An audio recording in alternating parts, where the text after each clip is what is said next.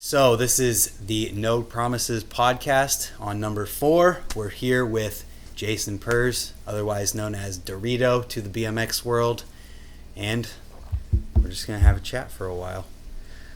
And to start off, I think we should start BMX related before we get super crazy. Okay, let's start there.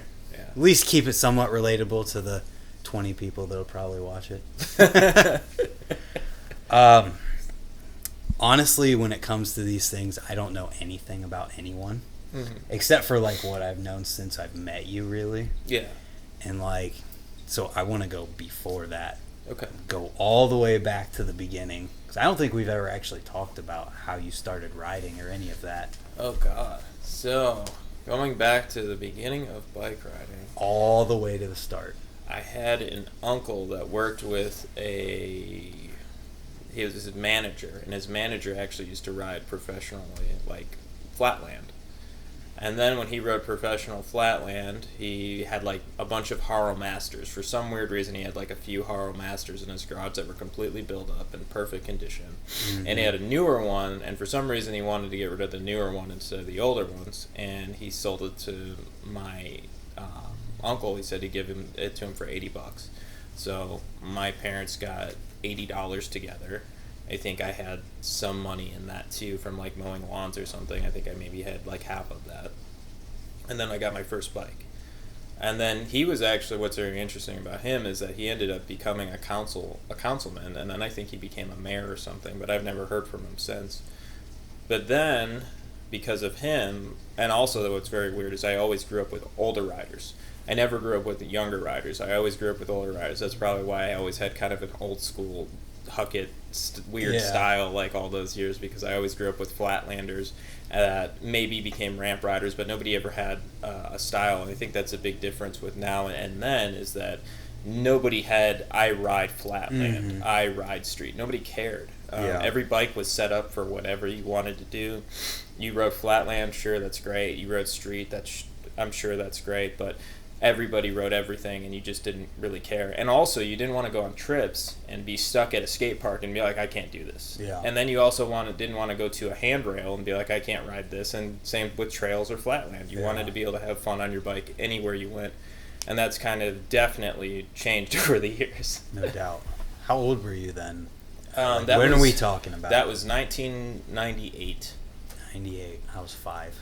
Nice. 1998, and Jamie. I mean, the only reason why I wanted to get a bike because I saw Jamie on ride in X Games that year. Yeah. I saw Jamie on 360 whip a spine, and I was like, "That's the coolest thing I ever. I want to do that one day." You know, like, and it's funny to think because, God, when you start riding, like, going over, there's a 2-foot spine at Changa. Mm-hmm. I remember jumping that the first time I ever went there, and the only reason why I knew how to do that was because.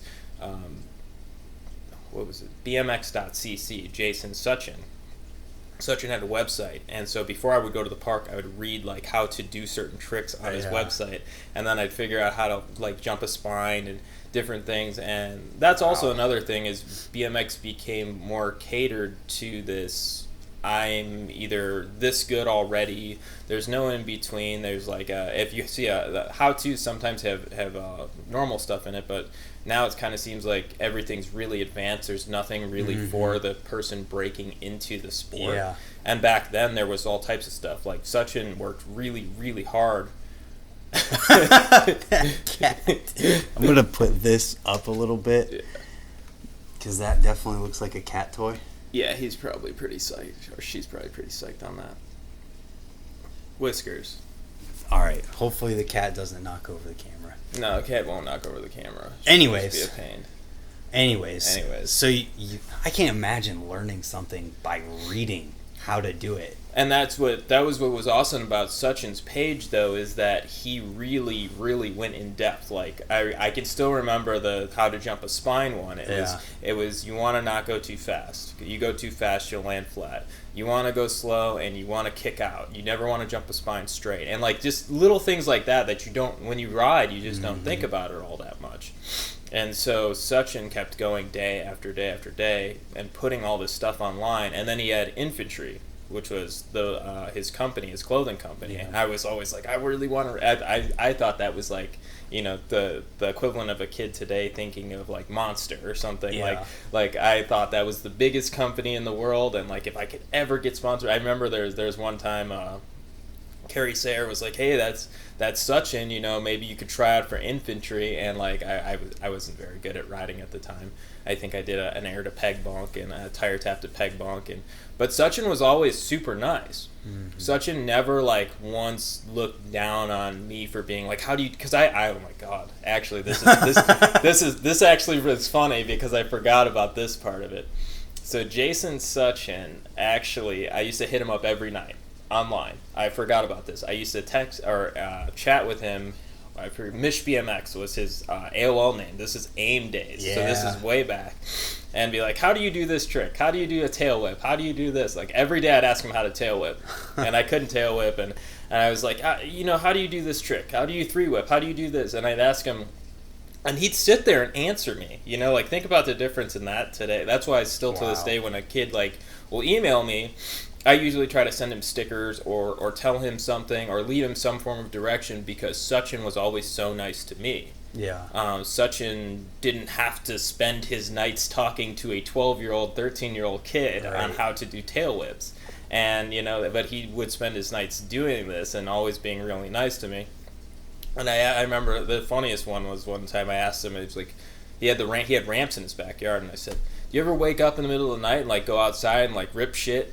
And he said, no, usually when I wake up in the middle of the night, I pee. And I was like, I mean, he was just always like a funny, goofy dude, but he was always super nice. That's why when we started Thriller, like the first thing I ever did was do contests at his park. Yeah. I wanted to hype up his park and try to do whatever because he was always such a solid dude. So props to that. Right, and for anyone who doesn't know, Jason Suchan owns Transitions TRP Skate Park in Detroit, Michigan. I had no idea that he did all of that before having the skate park. Oh, he was a big pro. I mean, I don't think he was like a very big name. Like locally, he was a very big name. Yeah. I mean, the guy could 3-whip 6-foot spines when that was Miron was doing it. A couple other people, maybe Mira. He was 3-whipping spines all the way back then, smooth, dialed. I mean, he was flipping spines. He did all these really like interesting tricks too, and not to mention he had front back breaks. Him and Flip would come to Changa all the time and kill it, just like mind blowing stuff. And what I was always so impressed with those guys is that they could go and ride tech very well, and then they could go jump very well, and then they could go ride flatland. I mean, Flip does all types of good flatland stuff. So does Suchan, and all those dudes. They're just all around shredders, and then what's even crazier is they're all good people, really solid dudes. So it's very interesting, and I'm thankful I grew up in the Midwest area because I think that was a big Midwest thing. Yeah. Like everybody was always nice to the kids who were coming up because they were psyched on riding. They wanted to keep going with riding. Yeah. The cat brought you a toy to toss it. Don't toss it. Don't toss it. Don't keep yeah, I'll drink the water instead. Okay, so you jumped the spine at Changa. Yeah. What came next? What's the next most notable thing? Notable tricks. Just anything within riding. Well, I do remember. I think the after that I was when I got my first war pig. That was I still had the war pig tattoo. I got my first war pig, and that was notable to me because I think it was the first time I ever saw somebody ride that I was like, this guy is so different, and I'm gonna throw her in another room. Is that right? Yeah, cat's put away. Anyways, war pig. Okay, so Troy McBride was the first person I ever saw ride that I was like, this guy is onto something. Like, this guy's doing it bigger than everybody else. He's onto something, and I rode the war pig, and probably that was the point where I started learning whips, started learning threes, and I'd always been like, I got okay at riding, but I never really had the extra push. I think at that point in my life, like, I rode because I was okay with getting hurt. I kind of wanted to die. I was like, yeah, this is great. I'm like a teenager. I'm like mad all the time. This is something that I can do. And I didn't really think about it anything more than that or something that I really loved doing. I think it was just something I enjoyed, and I was happy. It was something, if I got hurt doing, I loved it enough that I was okay with it, but I wasn't really completely dedicated. And then I ruptured my spleen. That's when everything kind of changed. So I ruptured my spleen. I got 39 staples in my stomach. And when I got up from that and I started riding again, everything changed, because it was like, I almost died. Mm-hmm. Really can't get any worse. And like everything, I think almost dying almost makes everything in your life become fun. So now you're like, well, this was all like so serious at first and scary and sad, but like now it's all a game. Like, and now I'm now at this point I love riding. I will do anything for it, and at the same time I really am. Like, I'm really sending it, falling, learning whatever. I mean, I could before that I could do like maybe 3 whips at the most, but after this is when I started 3 whipping spines. I started doing double whips, 7s, things like that. I'm really concentrating on riding. I'm spending 4 hours to 6 hours a day. If we're going to Changa, then I had a great crew at the time. You're talking about, I'm riding with Justin Simpson, Jordan Stewart, my buddy Bill Biebel rode with me like every day. Jeff Gensen was there all the time, and keeping the park open late, and we were all shredding all night long. Joey Greenwald was around. Joey. The Sponge was around. Like, all these people that have disappeared over the years. I mean, Anthony Psycho was still on point at that time. You know, like, these guys were killing it. Yeah, legit Psycho. Yeah. Well, I still have a great story about Psycho, and I hate to call him out, because I think he's a really good guy. We were just both very competitive with each other. Uh-huh. And honestly, he's one of my most influential people in riding. Like, I always wanted to ride like that guy. He's unbelievably talented. Anyways, when I got my first picture in ride, it was a wall ride transfer Changa 1 into the spine. Yeah. And so in the middle of, if you look at the picture, you look at the background, it's completely black. So it looks like there's lights on by the spine. It's not. It's just the flash. So he turns out he knows exactly what I'm doing. Afropat actually was the one to say, "Hey, film this with Dorito." Jordan Stewart's saying Psycho, like he's literally in the middle of trying to film this. It's actually like 9:50 at this time. It's not even park closing time. Like he's already shutting off the lights, because he's trying to get in the way of this as much as possible. And so I remember Fudger's there, Perringer's there, and I look over at them, and all the lights are out, and I'm like, fuck it, and like it's completely pitch black, and I actually landed it. That was the time I actually landed it. And because I tried it twice before that and I fell, and then the next time I landed it perfectly, and it was when the lights were off. So it's just pretty funny that he actually went to that level of being like, fuck this guy. That knowing that I was getting this picture from Ride at the time and shutting off lights. But at the same time, he was still the same guy that, like, when the last contest at Changa happened, he came up to me before and he said, he was hurt. He blew his ACL, and he said, you better win this, because we always have a local win. Yeah. You know, like, he was always like, we were competitive, but we had respect for each other. And I think that's the thing with the whole Midwest. Like, people were competitive, but they were like, at the same time, if I was on the street dying, they'd be the first people like jumping in front of a car for me or something, you know, like all these people were like that. Justin Simpson and I, Jesus Christ. I learned how to bar a Bubaka, and like I finally learned him. Simpson learned him before me, and I was salty, so I wanted to learn him. So I started doing them on 6-foot quarter pipes, and then I did one on a sub rail. It was the smaller sub rail in the bowl at Changa. Simpson had only done that trick on a quarter pipe once, and then he just took it to the blue sub rail because I just did it on the smaller sub rail. Mm-hmm. And so, you know, Simpson and I would just go back and forth with this sort of thing, and always trying to one-up each other all the time. I mean, it's just the way it was. Like, nobody hated each other. It was just competitive. And it's funny when you see people today, like, I don't want to name names, actually, but I know that there's a lot of competition between people.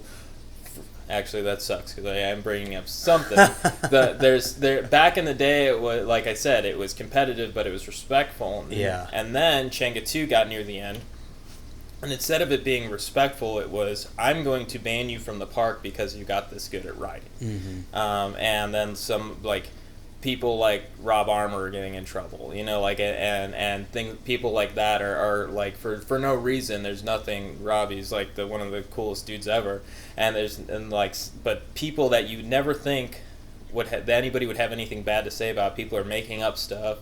I mean, Ambrose wasn't allowed in the park after that. He was a really good rider at that point. So it just turned into this very weird situation where instead of this respectful thing going on, it kind of changed into we're competitive and fuck you, and I will say anything about you to undercut you or do whatever. And it's very odd. It's like this very weird mindset that kind of changed in that area. Yeah, it kind of got dark for a little while. Yeah. I think along the lines of when the come up and anonymous comments started coming in, people just all started hating each other. Yeah. And that's when it got really bad. Well, look at it's the same with Facebook, It's not that Facebook is a bad thing. It's that things turned and people started to become desensitized to other people. Mm-hmm. I still always, if I'm debating with somebody or arguing with somebody, no matter what it is, I try to have a normal conversation with that person. Yeah. I never, say fuck you, call people racist, but like look at what people watch on TV, and then like I don't watch TV, so I try to stay away from things. I try to, if I get news, it's something I've read. And I usually try to stay away from getting heated about things. People just are immediately triggered, angry, freaking out. Like you go to colleges and like, oh, you guys are in finals week, and they're like petting dogs and cats because they're like, did you see that? Like, we used to have that when I was in school. Yeah, and like a place like that's a college, it's a place to get opposing views. Changed to this weird thing that now we're not just getting opposing views from each other. We are saying this is the way we look at the world, and we don't want to hear anything else. And that's a very scary situation to get into. So when it's the same thing with riding. You have all of these people that have decided something is the way it is, and it's just not. And then BMX got dark, and it got a little weird for a while, but it seems like that's kind of changing right now. Oh, yeah, it's been changing for a while. It seems like some of the people that were really funding that, not even funding, but fighting for that kind of negativity, almost in a way. It sounds weird to be fighting for negativity, which I'm sure they don't see it that way. Like you have to realize nobody's really a bad person. Most people go to bed every night and they have to like look at themselves in the mirror and say, I'm doing this right. I mean, for instance, God, I hate to use that new movie that came out, Infinity War, because I just saw it with my girlfriend. The Infinity War? Yeah, whatever. Whatever it was, yeah. Yeah. I hate to use that, but this is a good reference because other people might get it. But you have the villain.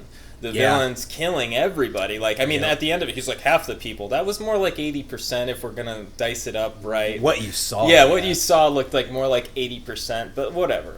That's besides the point. But at the end of it, like he's fighting through the whole thing saying, this is the way it's got to be because I've decided this. And, everybody's telling him not to do this and this isn't right. But he's only listening to himself, and he's only surrounding himself with people that will say the same thing that he's saying and back up his side of the story. Yep. So it's the same as when you go into these places and, like, everybody wants to ride for a certain company. So if I own Thriller, that's my company, I own Thriller, and if people who ride for me, like, I try to know that most of them sometimes are just agreeing with me, and I also try to surround myself with people that will have no problem telling me I'm an idiot. Yeah. But I know that sometimes people who want to either ride on the team or do something agree with me, just to agree with me.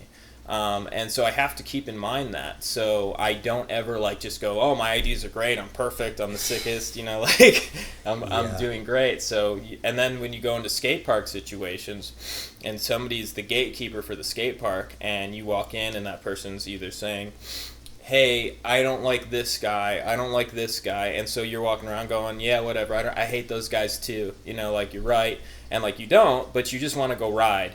Because you want to be left alone, and so you say these things, and then that turns into a situation where that person's in an echo chamber. So the good person gets into an echo chamber, thinks all their ideas are right, and then it usually crumbles to a point of collapse where they're like, oh my god, like my ideas weren't all right, you know, like so. If it ever gets to that if it ever gets to that. A lot of people these days just shut out all differing opinions so that they can feel like theirs is the right one. Well, yeah. Well, I mean, it goes straight to that. For instance, I hate to bring out the Hoffman thing. Well, we were going to talk about it. Yeah. But Matt Hoffman, being as awesome as he is, being Matt fucking Hoffman, being a person who I have more respect for than probably anybody in the world. Yeah. I don't, and that's the thing too, is I don't agree with his way of doing that, and it's not because he didn't have valid points. It's just because you have to be able to go, and that's, well, let's get back on the echo chamber part of it first. So the echo chamber part of that goes, I put that online. I put a bunch of things online, and I put the link up. And I actually messed up the link, and I didn't realize that until after I posted it, but then I clicked on it, and it didn't work. Yeah. So then I left it up on purpose. And all these people are commenting, yeah, fuck that, listen to him, you know, like he's and nobody's read it. Yeah. And then it wasn't until later when I started messaging these people, because I really wanted to know, did you actually read the article? What did you think about it? Things like that. Nobody read it. I would be really curious to hear how many people actually read it, or how many people heard someone else talking about it and then just made their judgments based on that. And that's what happens. I mean, that's the entire society in general. Because look. Okay, so Facebook News comes through. It says this, that, and the other thing. For instance, the other day I posted something about like dogs. It was something in Illinois. They were trying to fight some ridiculous marijuana law of some sort, and saying if it's legalized, the cops said they would have to put down all these dogs. And it was like a very ridiculous thing to say, you know, like it cut up a lot of turmoil. Instead of people saying, I'm going to read that and see what it exactly says. Nobody did that. They just started getting upset. They didn't say that. That's fucked up. That would never happen. Cops would never do this, you know. And granted, like, I don't believe in killing cops or hurting cops, and I don't believe all cops are bad people. But at the same time, that was said, and all you had to do was click on the link, and then they said, well, it's from High Times, it's a terrible magazine for that, they're biased. Okay, and I sent them another link from the Washington Post, you know, oh my god, you know, you never know who's writing for them, and everybody wants to be in this echo chamber where they only believe what they want to believe. And so I try to constantly surround myself with opposing viewpoints. Yep. So you always have to look at the other side. If you can't argue the other side of your opinion, you've got no business holding an opinion. Good point. Absolutely. But now then we get to Hoffman. And then, so this comes out. He says A, B, and C. And this is the exact issue we have in the United States, the world, whatever you want to do it. We go from, for instance, go to the Soviet Union if you want to. You have all this place, and they say, oh, there's disparity, there's this, that, and the other thing that's bad. So, and it's basically the premise of the book Animal Farm by George Orwell. All these people, the animals want to get in control. And so the animals are going around trying to get in control over society. Basically, it is made actually after the Soviet Union. It's actually a play on it.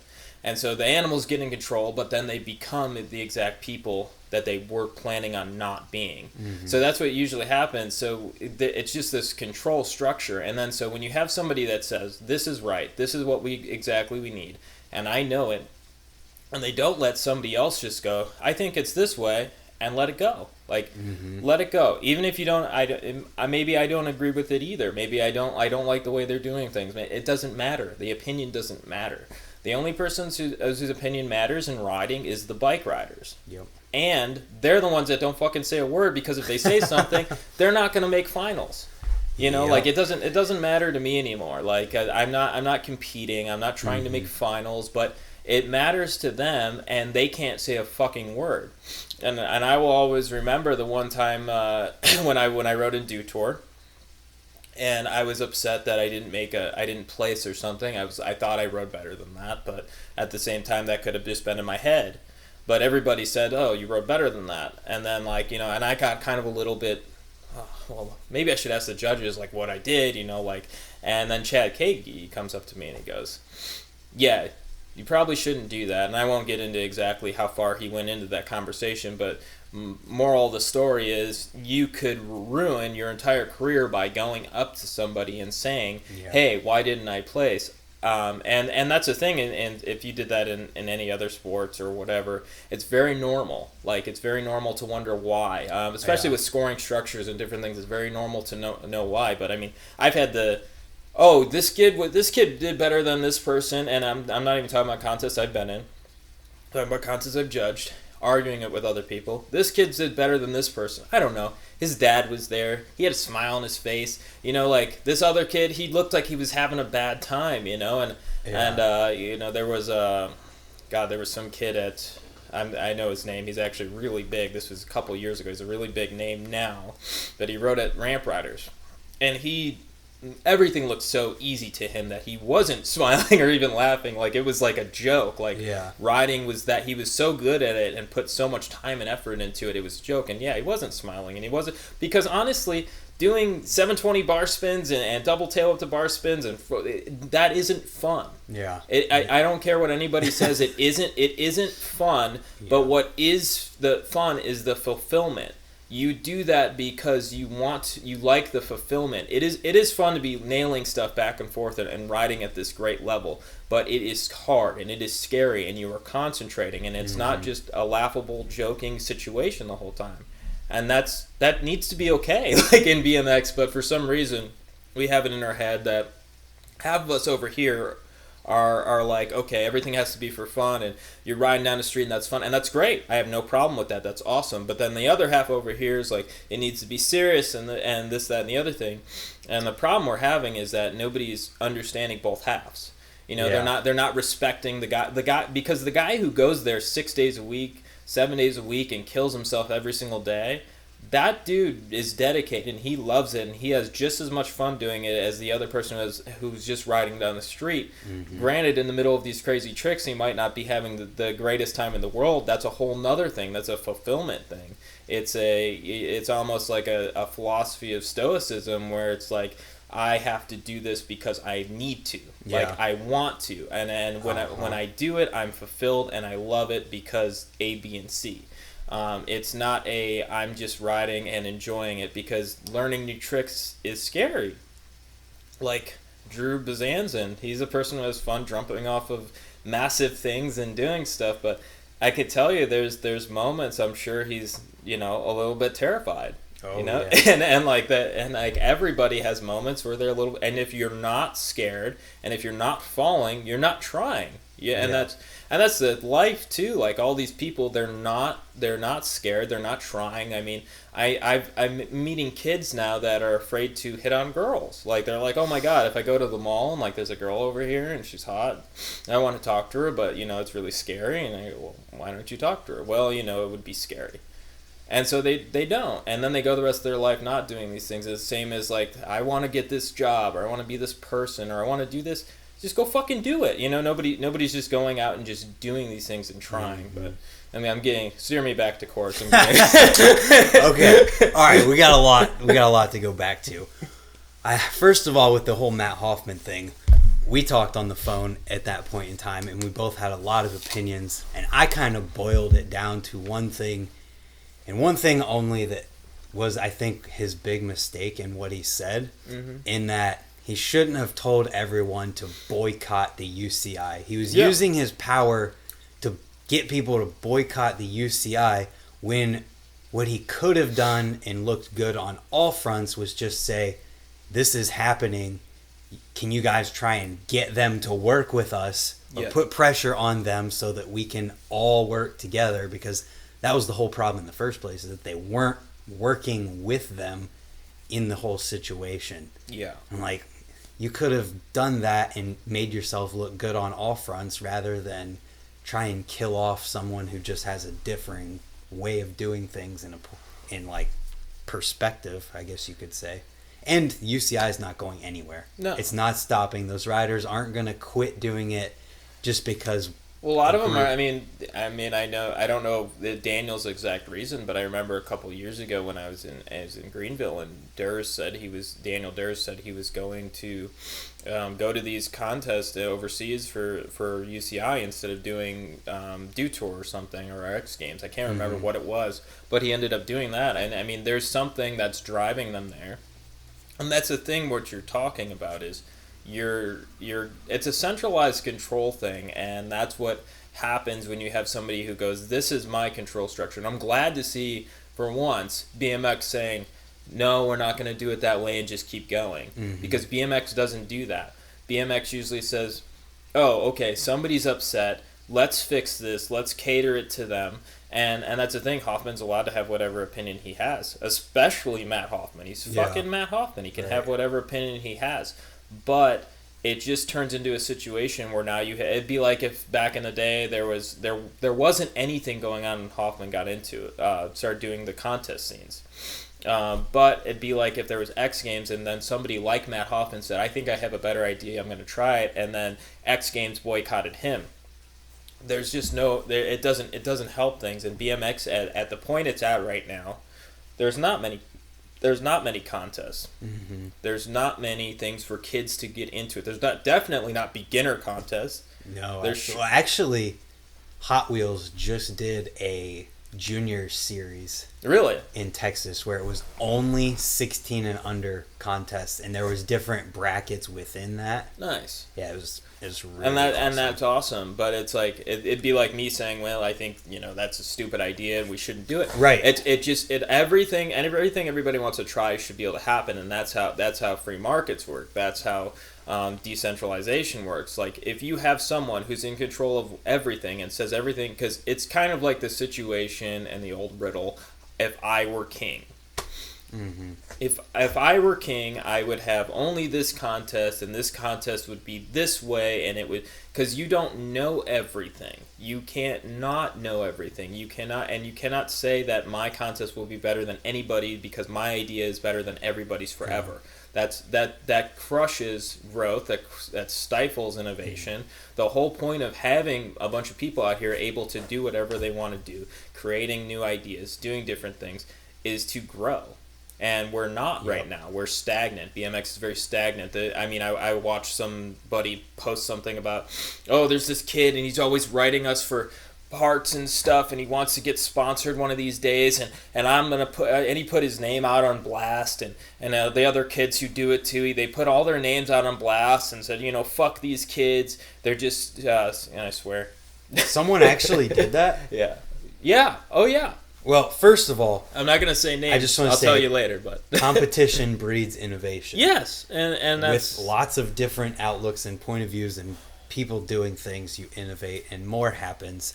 But second of all, if you're the one who did that and you said F you to all these kids and you put them on blast, F you. Well, what's even worse is that that's a person who actually has some say-so in a company. Yeah, that's as far as I'll go with that. But that's somebody crazy. who has some say-so in a company, because those kids, you could have literally sent them a sticker from your brand, and they would have been and a discount they for one part, and they would have rode that part for so long. And that's another thing they could get into. You've been loyal to this company for so many years, and this person's I'm buying your bars, I'm buying your cranks, I'm buying this, that, and the other thing, and then this keeps going and going on forever and ever. Let's say they get good at riding. Great, you could sponsor them one day. Let's say they never do. Yep. Great, they're being loyal and they're buying parts. But you could have. I'm not even saying you have to give a discount. I'm just saying if you would have even given them a nice word of encouragement, that would have worked better for your company. Post something of them on Instagram. Yeah, post a picture of them. Anything, because all the stuff, it really sucks. Mm-hmm. And I've been living this, that all of the people who are in power within BMX are the ones who get to make the opinions and decide how things get to be. And everyone below them, if you say anything against it, you can completely screw yourself out of any possible potential for anything just by having the wrong opinion. Yes. And that's kind of messed up, especially when you look at some of the people who are professional riders right now. Yes, and it's very scary. It's very scary. Like that's what bothers me the most about it is that that thing came out about Hoffman, and I'm sure, and like I said, respect for Hoffman, but I'm sure there was lots of people who were like, fuck. And honestly, this is the difference in our society than others, is that we don't have to say you're right or wrong. We vote with our dollars. Mm-hmm. They went to that contest still, Yeah. so they obviously had opinions differing than him. Yeah. But they still went, and they're not going to say anything out loud, because if they do, they'll come back here, and maybe one day there is a contest that he has more involvement in or something, and then they're blocked out. They're getting they're out of every final. They're always. I mean, I've heard like the one time it was up and coming rider in Toronto. It was actually he's a huge name now, and I'll keep his name out of it because it'll give it completely away. But Toronto Jam, one of the first years I was ever at, he was just killing it. Oh my God, he was an amazing rider. Never heard of that kid before. And then he didn't place very well. He made finals, but he didn't place very well. And we were all wondering. And I knew one of the judges pretty well, so I said, hey, why didn't he place very well? Well, he's kind of cocky and he's an asshole and blah blah blah. Like, and also like making an opinion of somebody in 5 minutes. Like, I give everybody the benefit of the doubt, even the person who said that. I know they're good people. Most people are good people. They're just maybe misinformed. Maybe they're at different points in their life. Yeah. But that's what happens. I mean, it's kind of like when you're younger, you're kind of you want your parents making decisions for you, and you're kind of confused. Like I wasn't like that, but a lot of kids are. And then they get older and they want somebody else making decisions for them, like a daddy figure. So maybe it's the government. Maybe they want the government making decisions for them, saying what it is to make their life easier. Whatever. And then as people get older and they mature, not even older, but more mature, they want to rely on themselves. They become individuals. They become self-reliant. They want to do everything by themselves. And for instance, you are a self-reliant person. You know how to film. You know how to edit. You can probably build a website. You can probably do all these things, whereas most people don't really take the initiative to do that. So we look for this person to say, this is the way it is. So somebody comes out, says, I don't like this because A, B, and C. Then other people come out. Well, I don't like that too because A, B, and C. They just parrot exactly what that person said. They didn't make up any decisions for themselves. And then we get into the situation where we're at now. And this has just been happening over and over for years and years and years. And so many good people and good riders have been jaded completely out of the system. And Absolutely. it's bad. And then we have, and going back to the kids, so all those kids who could have been riding, maybe that kid becomes a pro one day. Maybe he's like a Suchan, maybe he's like puts up a website, wants to teach kids how to ride. Maybe he starts a show team. Maybe he starts a bike company. Maybe he had possibilities in the BMX industry at that point. At the very least, he would have bought your parts or bikes or something like from somebody. And it doesn't even matter. That's the thing too. It doesn't matter which company. It's for instance, the show industry is very competitive. Everybody wants to, fuck this guy over. And if I send somebody a show or whatever, like here's a show, I always hear back, oh, that person, they gave me their card and, they're soliciting. Like it's not a very like above the board type of thing. But because I know what decentralization is and I know how this would work, I want more and more people to start show teams. I want people to go out there, because all that happens is when a show goes well, let's say that the person's from Texas, and then somehow this person's magically in Texas, they see the show, then they fly out here and they want to book the same thing.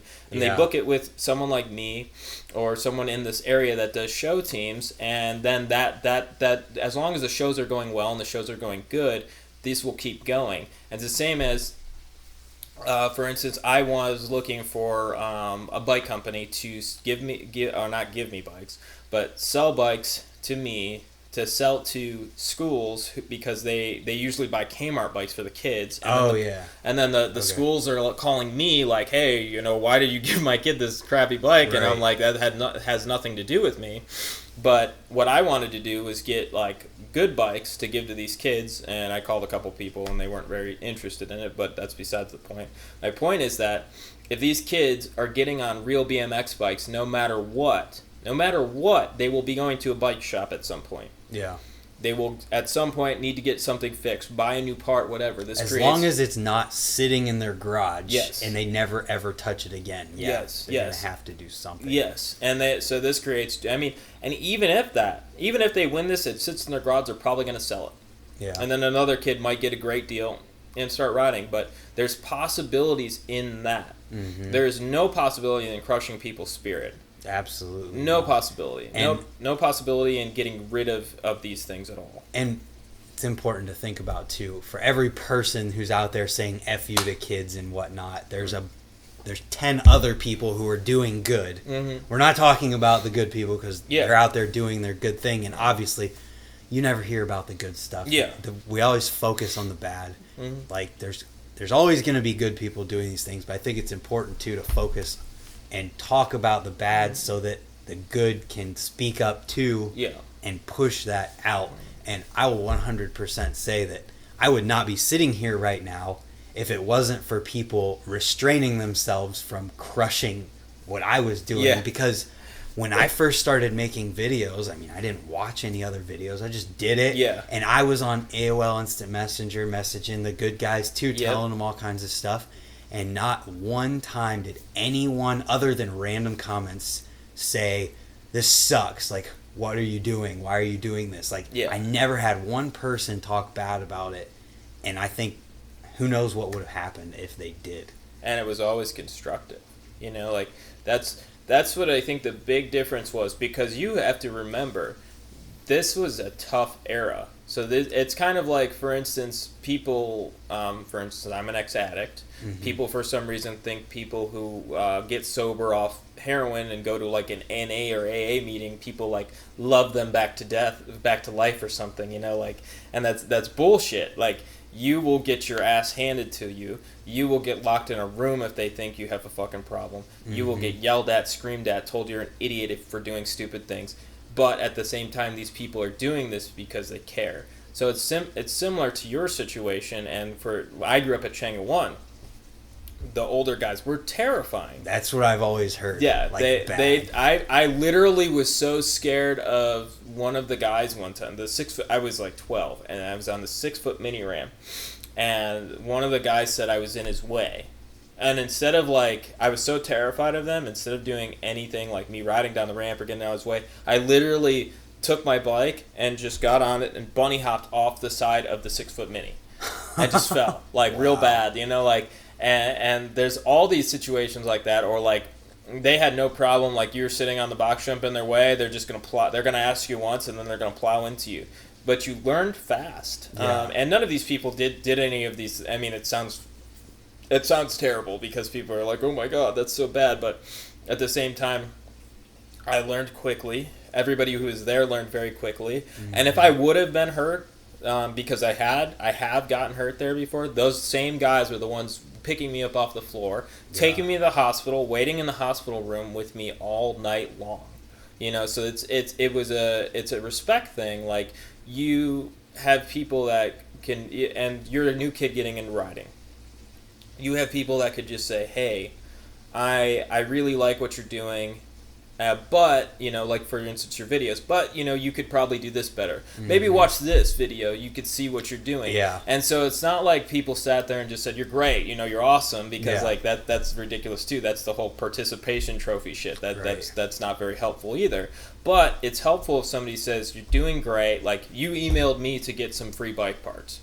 And not even free, you just said, check out my videos if you think I'm good, blah, blah, blah. Uh-huh. So thanks for doing that. At this point, we're not really adding anybody to the team, but at the same time, you're getting good. Like, maybe one day you could. Like, give them something to shoot for. Like, it's not like, we're not sitting, like, riders aren't sitting here making millions of dollars. Like, this isn't, like, early, you know, like, late 1990s, you know, like, riders aren't making a lot of money on big, like, weird, like, 1-800-COLLECT or whatever like that, but give them something to shoot for, because no matter what, these kids, even if, like, let's say they're getting free parts, like, they're just doing this because they love it. Like nobody's getting enough out of this for anything more. If you want to make more money, you would become an engineer. You'd be and that's probably a ridiculous thing because engineering feels way overblown right now. But you would do something else that makes a ton of money. You would not be riding bikes. So most of these kids are just doing it because they love to do it, and they see you, and you get free parts. And they want to be like you. Yeah. That's all it is. They want to be like that person that they look up to, and they think you're pretty cool, and they think maybe if I got free parts one day, maybe I could help run this company. Maybe but maybe I don't get free parts. Maybe they give me $5 off. Maybe they cut my tax. I don't know. There's all types of cool things that for a kid they would think is amazing, but they just crush them.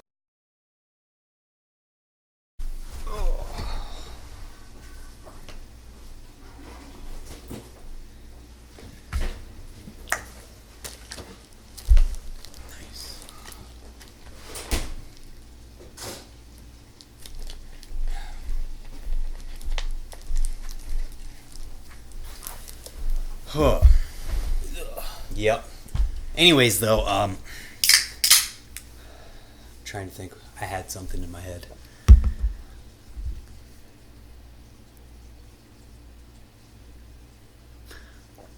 I was going to counter what you were saying, too, with obviously not every team manager or person responding to emails can get to every single kid who's emailing them. Mm-hmm. And also at the same time, there are people out there who do only want to get sponsored. Like that's their only motivation. That's all they want. And that's kind of so what I'm talking about is kind of a gross oversimplification. Well, yeah, you're talking about I'm talking about group of people.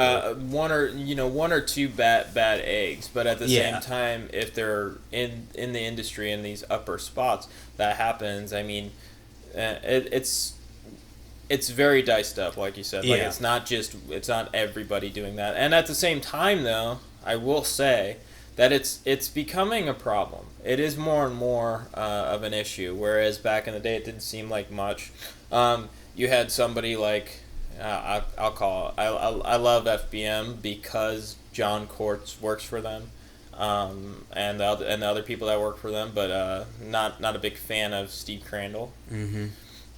He's a good dude. I think we're over our bad feelings these days. We're grown ups. It's done. But when I was a little kid, he probably has no idea about this. When I was a little, this is pretty funny.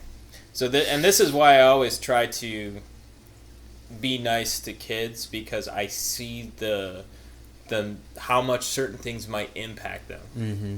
For instance, my mother and Jordan Stewart.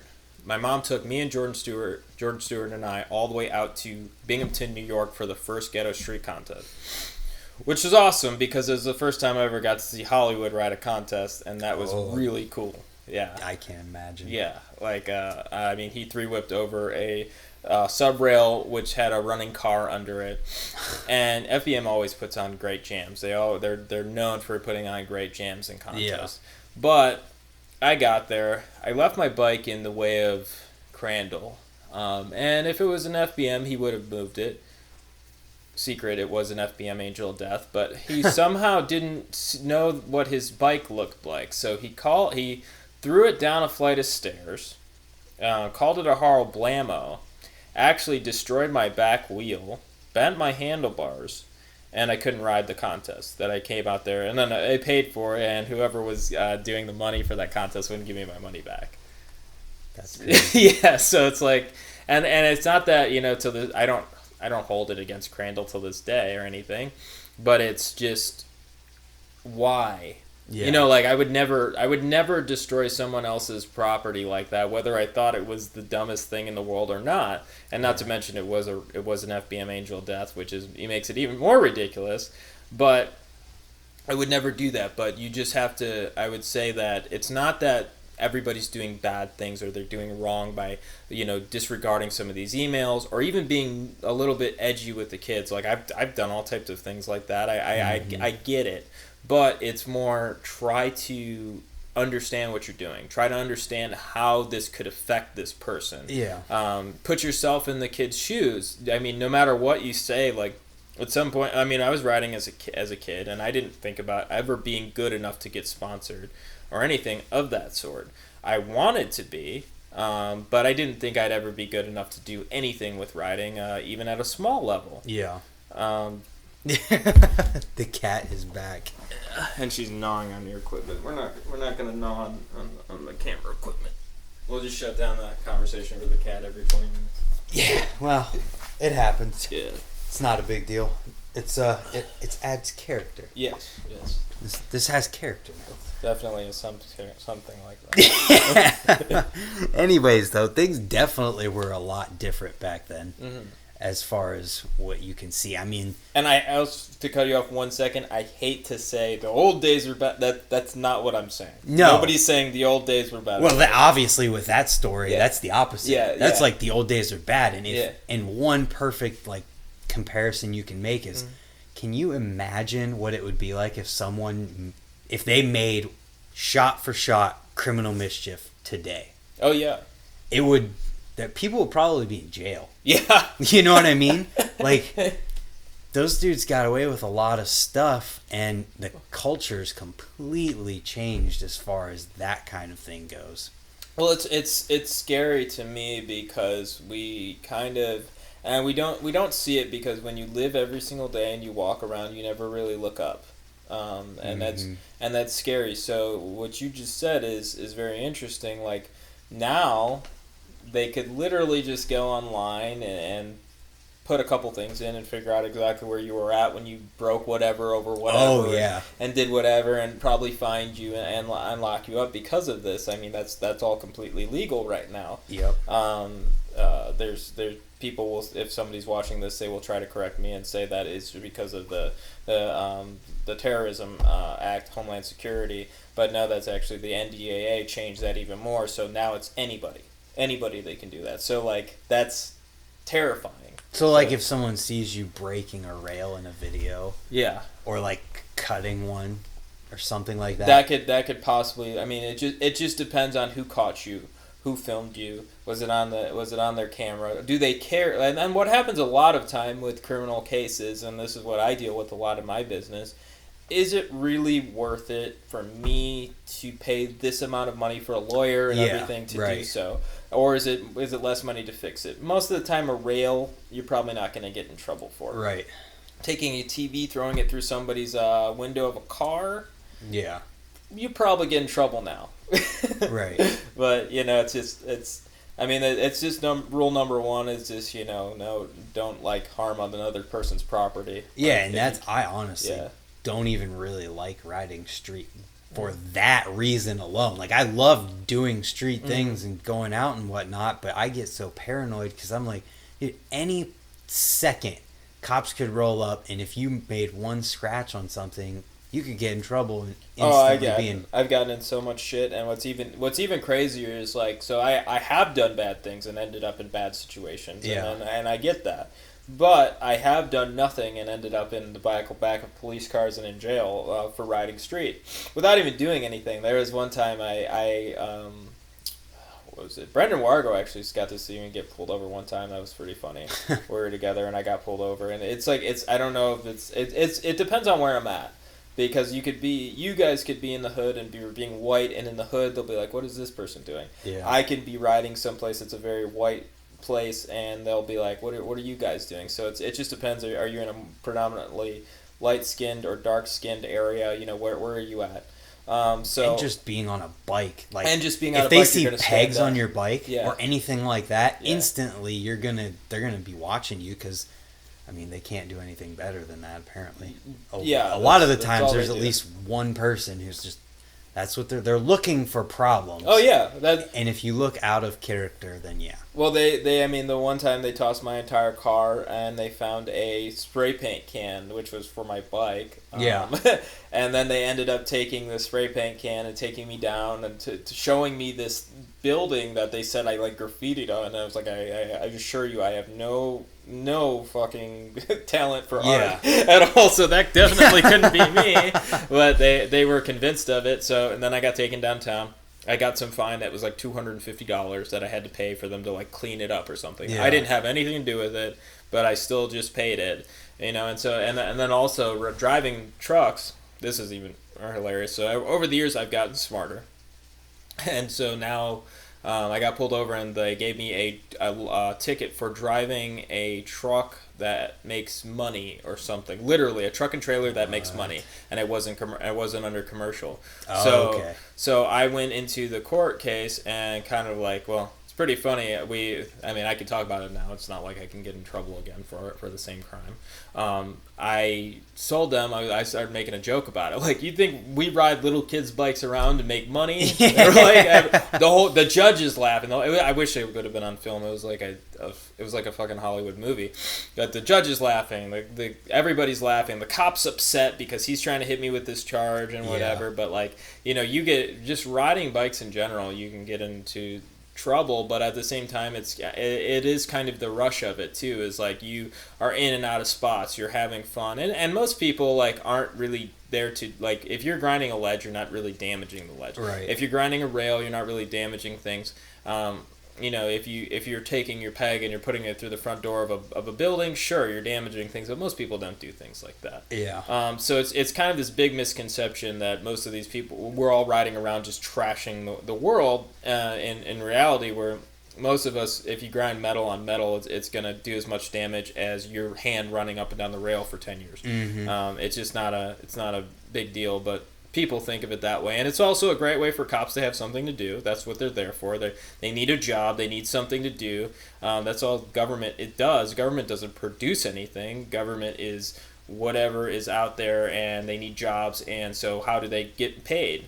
Yeah. They take the money from someone else. You can't get paid any other way. Yeah, and people can only know what they see too. Mm-hmm. So like, if you've never seen BMX on TV and you just see some kids like grinding a rail downtown, and that's what you think it is. Yeah, you think that that's what BMX is, and that's another reason why the whole Olympics thing is so important too. Mm-hmm. It's like, if somebody flips on their TV and sees, if they get street into it, it'll be even better, but sees freestyle park riding, mm-hmm. that was on the Olympics. We talked about that in the Nick Bruce one. It was like, that's the point of view on it. Well, think about it in the way of what I talked about when I got into riding. Yeah. At this point, I've run my show team, it's a 2-trailer show team, which employs lots of riders. It pays them money. I put on like probably about 40 contests over the years, and it's just the difference. I got into riding because of it, not to mention all the money I've paid to skate parks and all the money I've spent on bike parks and whatever over the years. I mean, that's great. I don't want anything back for that. I'm just saying, you getting somebody into riding for whatever reason, like it's the Olympics. That same person who watched the Olympics and got into riding could end up being a street rider or a flatlander. It just doesn't matter. Most people get on their bike and they kind of start to feel things out, and they get into one or the other. I mean, how many people went from amazing park riders to amazing street riders? Everyone who's a super pro right now, and over the age of 21. Yeah. Yep. Every single one of them. Yep. Most of them went straight from being awesome at park, and they started riding street. Yep. And they're killing it, and it's cool to see. But it's just, for me, that's the divisive factor of riding, is now you have so many. Like, for instance, someone like Dane Wild. He was always had his bike set up like a street guy, but at the same time he was doing 540 bar spins on spines. He did a bit of everything. Glenn Johnson definitely set up like 1995 dirt circuit. I'm gonna Todd walk all these jumps, and like he is that guy. He's an amazing and one of the best riders to ever come out of this area. Absolutely. And one of the coolest dudes, but Glenn also is like, he'd borrow Bubaka bar to 10-foot subs and stuff like that, like regular and opposite. He did Hurricane, a giant sub. Yeah, I mean he was an amazing all-around rider, and that's I think what we run into now is so many people are afraid of being themselves. Oh, that's like 100% the reason why so many people ride the same. Other than the fact that you almost have to fit within a mold. You either have to be within the mold or be so far out of it and marketable. Yes. Or you're not going to do anything. Yep. And kids are scared to just do whatever they want to do. But it's changing. Yeah. 100% it is changing. Well, it's also the same thing. For instance, look at the medical field. People became very specialized in medicine. They want to do, if you're, for instance, a pathologist will now learn like one thing about one cell. And that's it. That's their entire career, is learning this cell, figuring it out, doing everything that comes with it. But if you look over the terms of history, the people who've really invented things and pushed society forward are polymaths. They know a bit about everything. They're very good at many things, and within their field, they're always very well diverse. Jay Freireich, all these people in medicine that did all types of different things, and then you have in BMX. Josh Harrington, God, Jay Miron. Like, I just saw somebody mid school posted it. I mean, I keep bringing up Miron because I'm pretty partial. I love Miron. I think he was one of the greatest riders. Mira, go to all. Mira, go to all for sure. The Fab Four: Hoffman, Mira, McCoy, Miron. All those guys could ride everything and do it very well. And I mean, Nyquist came out as a dirt jumper, and then you watch him over the years and get to the what was that part in End Search? Oh, I just watched that the other day. Yeah, so I mean, then you watch Nyquist go through all these phases. Nyquist is the dirt guy. Nyquist becomes this park guy. Moves to Greenville. He lives with Mira, and then he becomes this unbelievable bike rider. Like, he's doing everything. He's double trucking off of a Penske truck. You know, like, that's a bunny hop double truck off of a Penske truck. That's insane. He's doing massive kinked handrails. He's doing all types of things, and he found, it's more like when you start riding it, I don't think it's a situation where you learn to ride one thing and that's just the way you are. I think you find the rider you are when you ride more than one thing. I think that you start to, because you can, like someone like Del Balso is a good example of this. Del Balso rides everything very, very similar, like big, fast, gnarly, like finding all these crazy lines, like, and it's kind of like he's really molded into this amazing version of himself over the years, and he's just an amazing bike rider. So it's like you find yourself as you're riding more and more different things. You're riding street and you love it and it's fun, but at the same time, what if you go to the park? What if it's winter? Yeah. What are you going to do? Yeah. Oh, then you ride park, and then you start killing it. Josh Harrington's one of the greatest riders of all time. He rode everything, sub rails. I mean, so it's almost like you watch these people. They're good at rails, and then they're good at sub rails, and you just go from place to place. And I'm losing my spot again. So well, they say that's what editing's for. They say that it's better to be a master of all trades, or not master of all trades. I completely ruined that. Rewind. It's better to be a jack of all trades than a master of one, and that's absolutely true. But well, that's what we are. That's what we do now. We're specialized. We're a specialized society that's happened since the industrial era. Definitely. You have Rockefeller. You have Carnegie. You have then they wanted schools to kind of be a situation where most of the public schools are, you're smart enough to push the buttons and dumb enough not to ask too many questions. That's the point of this. So we all became a very specialized society, and it's very weird. And so when you look at riding went from this thing that wasn't specialized and everybody did everything. I mean, Hoffman, go Google Matt Hoffman flatland contest, you'll find it. You know, Dennis McCoy won flatland titles. Didn't Molterno race very well for many years? Yeah, I'm pretty sure I'm right on that. And not to mention, Molterno is if you watch anything of him nowadays, I mean, the guy's been killing it for so long that this is kind of insane to talk about. But in the 80s, he's doing like 10-foot air lookbacks on vert, you know, Not to mention he's doing 360 lookbacks that look like Mike Aitken in the early 90s. So I mean, most of these guys that are very good riders and very talented were very all around. We have to be clear too. It's freestyle, so you can do whatever you want. And if all you want to do is ride a Sabrosa street rail in your driveway and do every single rail trick that's ever been done, that's totally cool. We're just saying, If you want, don't limit yourself. If you want to be a pussy. Okay, I'm saying don't limit yourself. I'm just kidding. Yeah. Because don't speak for me. I'm just kidding. It's dumb to limit yourself when there's so many possibilities and you have no idea what you might enjoy. And that's what I think. It's not that I think it's bad to be specialized on one thing. It's that why limit yourself? Why when you there's so much fun stuff to ride. I mean, park is fun. Like and that's what it mainly is. It's fun to go fast on your bike. It's fun to ride concrete parks and pump around. It's all street is fun. I mean, all these things are fun. So how do you have fun on them? I mean, most people don't like doing, and that's a very normal thing with humans.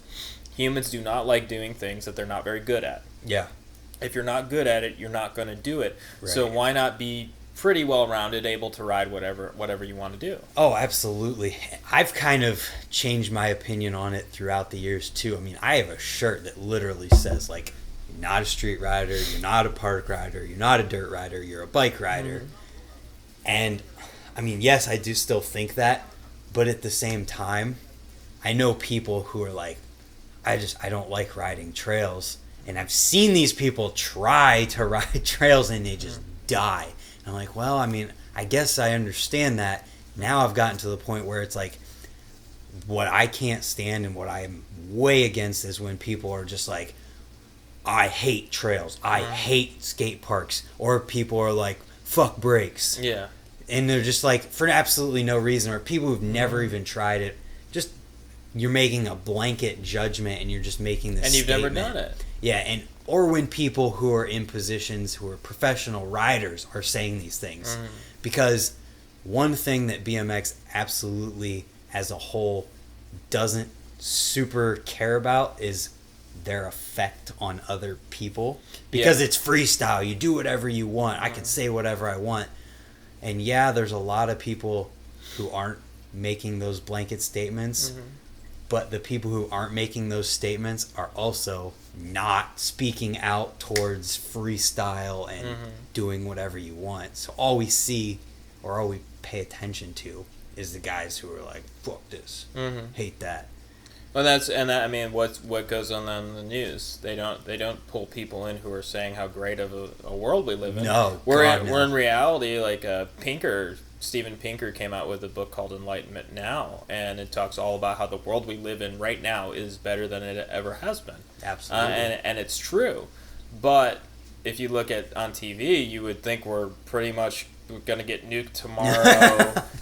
What's all over the news? What bullshit's on the news now? Russia's coming and Russia's going to nuke us. Whatever. Like if you eat into it, it starts to eat at your brain. And there's truth to all of these things at some point, but at the same time, it's like people aren't really learning to dissect through that. Yeah. They're not dissecting through the truth to find it the truth. Like, for instance, when you're talking about somebody's coming into riding, they see somebody say this, that, and the other thing, and it turns them off to that. Yep. They're not going, I need to look into this more. Maybe I'll try it for myself and figure it out. Maybe I'll put brakes on. Maybe I'll take my brakes off. Nobody looks into that for themselves. And I will tell you, as a person that's ridden brakeless and with brakes, it has great things about both sides of it. Yeah. I would suggest most people start with a brake. It's a good idea, but at the same time, when you're very good at riding, you ride brakeless for a little while, you will learn certain things that you can't learn with a brake because it's a safety net for certain things. So it's good to be able to feel both of those. It's also good to run opposite pegs and see if you like grinding on that side, and maybe learn how to spin out of it better. Something. So when you're limiting yourself and saying I want this one way or the other, you will be and granted, you could be very good at one thing. You could be the rider that is very good at going high and smooth and looks good and has a few tricks. And honestly, I really do enjoy watching the riders the most that have a few tricks, but are very, very good at those few tricks. I do enjoy that. Then that's my personal preference. That doesn't mean that's everybody's. Yep. That's my personal preference. That's what makes it so hard to talk about this stuff, because I constantly I'm thinking about both sides of the coin, and while I'm saying it, I'm trying to weigh out both sides and be fair to both, because that's how I need to be. I don't ever want to turn someone off by making a judgment and talking about things, because you should try it, see if you like it. It's so hard to talk about because that's what you have to do if you want to be a responsible person of influence. Not saying that I have any influence whatsoever. I might not, but I feel like I want to talk carefully in case I do in any certain situation. That's what makes it tough.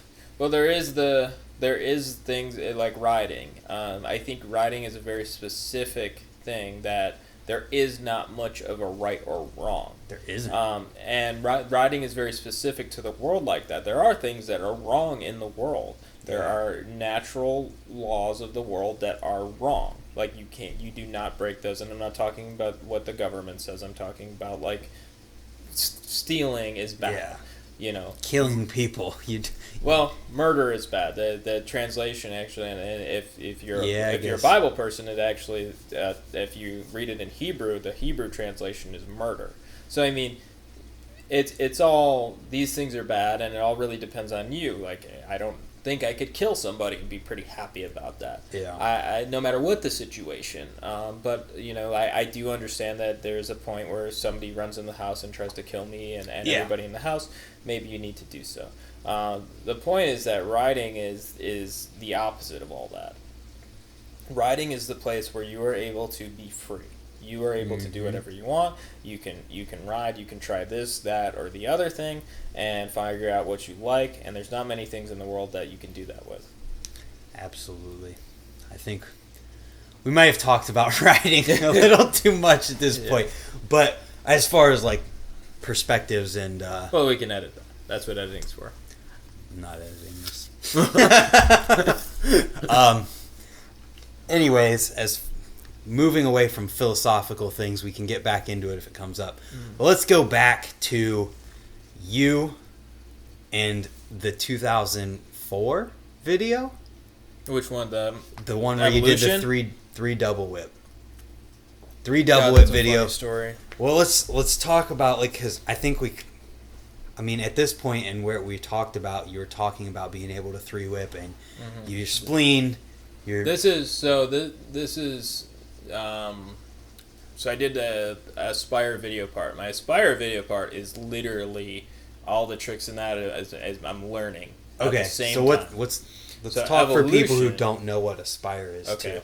Aspire is something that I actually aspire to bring back. I would like to do this again. I thought those were awesome contests. I thought it gave a lot of shine to people who didn't get normal shine. Jason Levy, for those who do not know, Jason Levy, half caps roofs, rides no-handed doing a slider and shooting a gun. He rides backwards and shoots a gun, and then he goes no-handed doing no-handed forward doing a slider across a basketball court, and he's holding like a caution sign or something. Didn't he 180 out of the back of a truck and then shoot the gun? Yes. Something crazy. Like, I haven't even seen the video. It's so crazy, like the entire, but at the same time, like, because what he did was different, because what he did was unique, because the video was good, it gave a lot of shine to a whole different part in BMX, and that was the videography and the editing.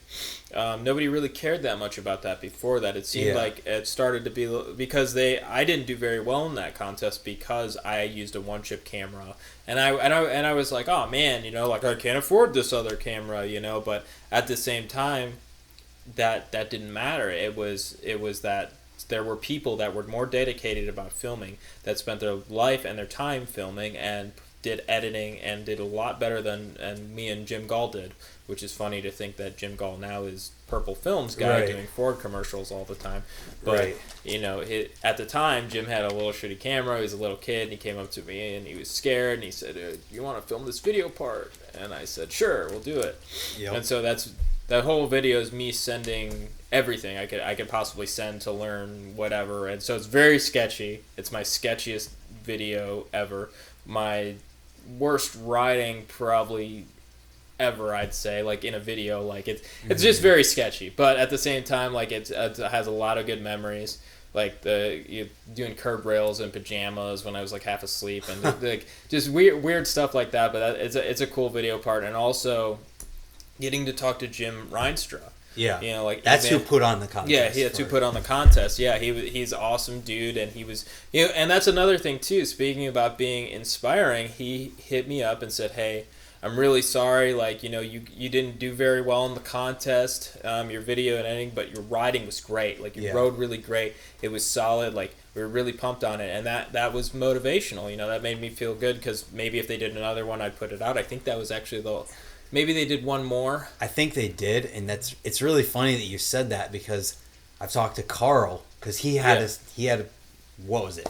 He had like 4th or 5th place or something like that. Yeah. But he said that I'm pretty sure it was Jim talked to him about the same kind of thing. Like, if you would have had less, like, just he gave him constructive criticism for his video. And why the fuck can't other people do that? That's the thing. Like, why can't, you know, that's the issue with riding right now, because we have it's funny because all the people who are these supposed judges for BMX right now, they're all very, we need to get these congressmen out, and we need to do this, and we need to have limited terms, and this and that, and they're all like progressive in this sense.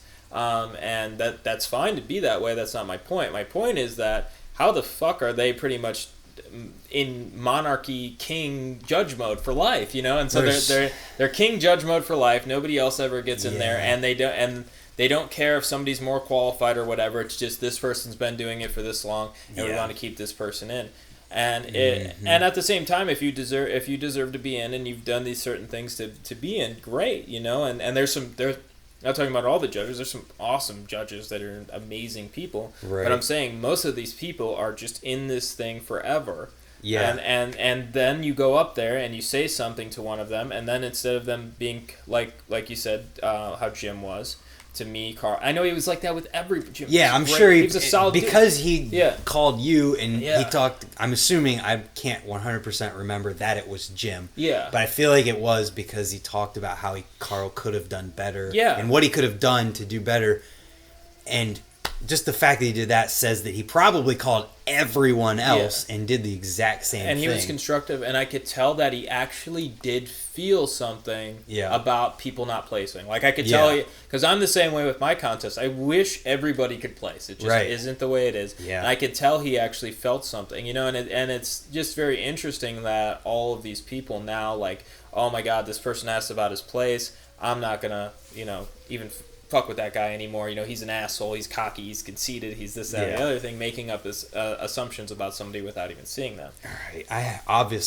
I haven't had any experience talking to contest judges or anything like that, but I have heard a lot of people talking about like judging and people who are judging and just qualifications. I've never been in like that massive positions or anything to really like see all the ins and outs of it, but I've been in enough to definitely run into certain things more than a few times. Yeah.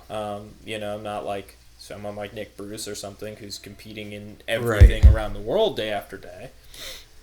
But so that was Aspire, and Aspire was awesome. Mm-hmm. I have to say that again, it was awesome. Yeah. And then it went to going from my War Pig days where I was like, oh cool, Troy McMurray's the best. I love Troy McMurray, he's sick. I was riding at Chang'e 2 one day, and all of a sudden, Troy McMurray shows up. By the way, is this background annoying? Bad. It shouldn't matter too much. What is it, noon on Wednesday? Yes. Hey. Yeah, gotta love Columbus. Yep. Like we make sure this works. I'm like, in Cleveland, they don't even give a fuck. I've never heard those in my life till I came here. You're on your own. You better have the radio on if something bad happens, or be watching TV. Yeah, they don't fuck. They're ready for us all to die. They're just like, nobody gives a shit. You're in Cleveland. That's funny. Move somewhere. It should be fine though, so you can keep talking. But Troy McMurray. He's at Chang'e 2. I walk into Chang'e 2. I actually see Troy stumbling around. It's kind of funny. There's some great riders there. God, the names. Adrian Vigil. One of the best. Do you know the name? You'd remember this if you watched any of the old Chang'e videos. He did an ice pick stall to bar spin to fakie on the Duff's quarter at Chang'e 1. Wow. Which quarter? What? Describe the quarter. This is a 6-foot quarter pipe, but it's Was it steep or? Just very, very normal, but like, I mean, he did this like ice bar to fakie. Bar to fakie. Like, this is years ago. This is 2003. He's also trucking downstairs at this point. He's doing bar to ice down rails, like way before. I mean, he was an amazing bike rider. And then Bonner was there. Bonner was killing it like always. Every single freaking line in the world, like it's nothing. At that point, he was more of a trick guy. So actually, he was not as many lines. Tons of tricks though. Very, very toothpick to bars on the 10-foot quarter pipe. That's sick. And the rest of their team was there, and all doing all types of stuff. And I was riding, and I I don't remember what I even did. I think I did like a 7 or something. And then Tony, which was the filmer, and Troy were like, "Why don't you come to Changa tomorrow? We're all gonna be there." So we end up going to Changa the next day, and Troy says, "I want you to ride for Evolution. Like, you're sick." And I'm sure it was something that was kind of partially, if you've met Troy, you know he definitely likes his own riding quite a bit, which deservedly so. He's a good bike rider. And I was doing 3 candy bars and 3 cans and stuff, so he was like, "Oh, that's cool." And I did that on purpose because I thought he'd think it was cool. I was really impressed with Troy's riding. Yeah. And so he put me on his team. And he said, "We're all working really hard on making this video and blah, blah, blah. You're going to have the last video part." And Troy was like, and I lived in Cleveland, so I thought they were all out there filming day after day and doing whatever. So I'm like, oh my God, like I'm making a video for Troy McMurray. Yeah. So the Troy's calling me every other week, asking me about the video. He's wasted. He's calling me drunk. One time he's screaming at the top of his lungs, "I'm the biggest cocaine dealer in Colorado." And I'm like, and he's saying all this crazy shit. And I'm like, "Troy, maybe you shouldn't say that out in public, you know, like maybe you should chill." And he was like, "These motherfuckers, they don't even know me." And I mean, he'd literally call me wasted every other night. And I'm like this young kid. I don't know anything about anything. I'm like 18. I'm like, all right, whatever, you know. So that's Troy McMurray. But at the same time, I'm filming every day. I'm killing myself. Like I was injured like through that entire thing. Like I'm literally killing myself for this video part. He's like, "Oh, I sent him some of the clips," and he was like, "I saw some of the clips. You're gonna have the last video part of the video." You know, he could have been drunk. I don't even know. But anyways, I thought he was being real, and I really worked hard for that video part. As you can see by the video if you watch it, you see that I definitely did my best. I did my best. I put my best into that video part. Absolutely. And I sent the video in, and Tony was like, "Well, nobody else has finished their parts yet." And I said, "Oh, okay. You know, like when's that gonna be done?" "I don't know. Pretty soon." You know. All right, cool. You know. There was never an Evolution video part. Troy McMurray, I came. He said he'd reimburse me for my flight, drive me around when I came to Do Tour that year, all different types of stuff. He kind of disappeared. I don't know exactly. I mean, Troy was going through his own things, and I don't think it was anything personal. Troy was going through his own shit at the time. But at the same time, I was a young kid. I just got into sponsorship riding, and that was kind of disheartening for me. Mm-hmm. And so anyways, I put everything into that video part. It never came out for years. That didn't come out. I mean, I put that out, and God, that had to be like 2010. I think I literally released that in 2010. That's crazy. Yeah, because it just didn't come out for years and years and years, and I was pretty bummed, and because I thought at the very least they said they were gonna put it in the pusher video, in its entirety.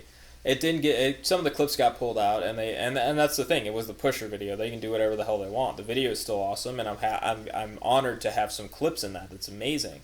But at the same time, the video was put into the credits, and some people saw it, and that's cool. But at the same time, it was still like 6 years later. Yeah. So I just put it online, in the video in its entirety, and some people were psyched on it. But at the same time, it was kind of missed the bus on that one, I didn't know that story at all. That's pretty crazy. I wish I could have put it out years beforehand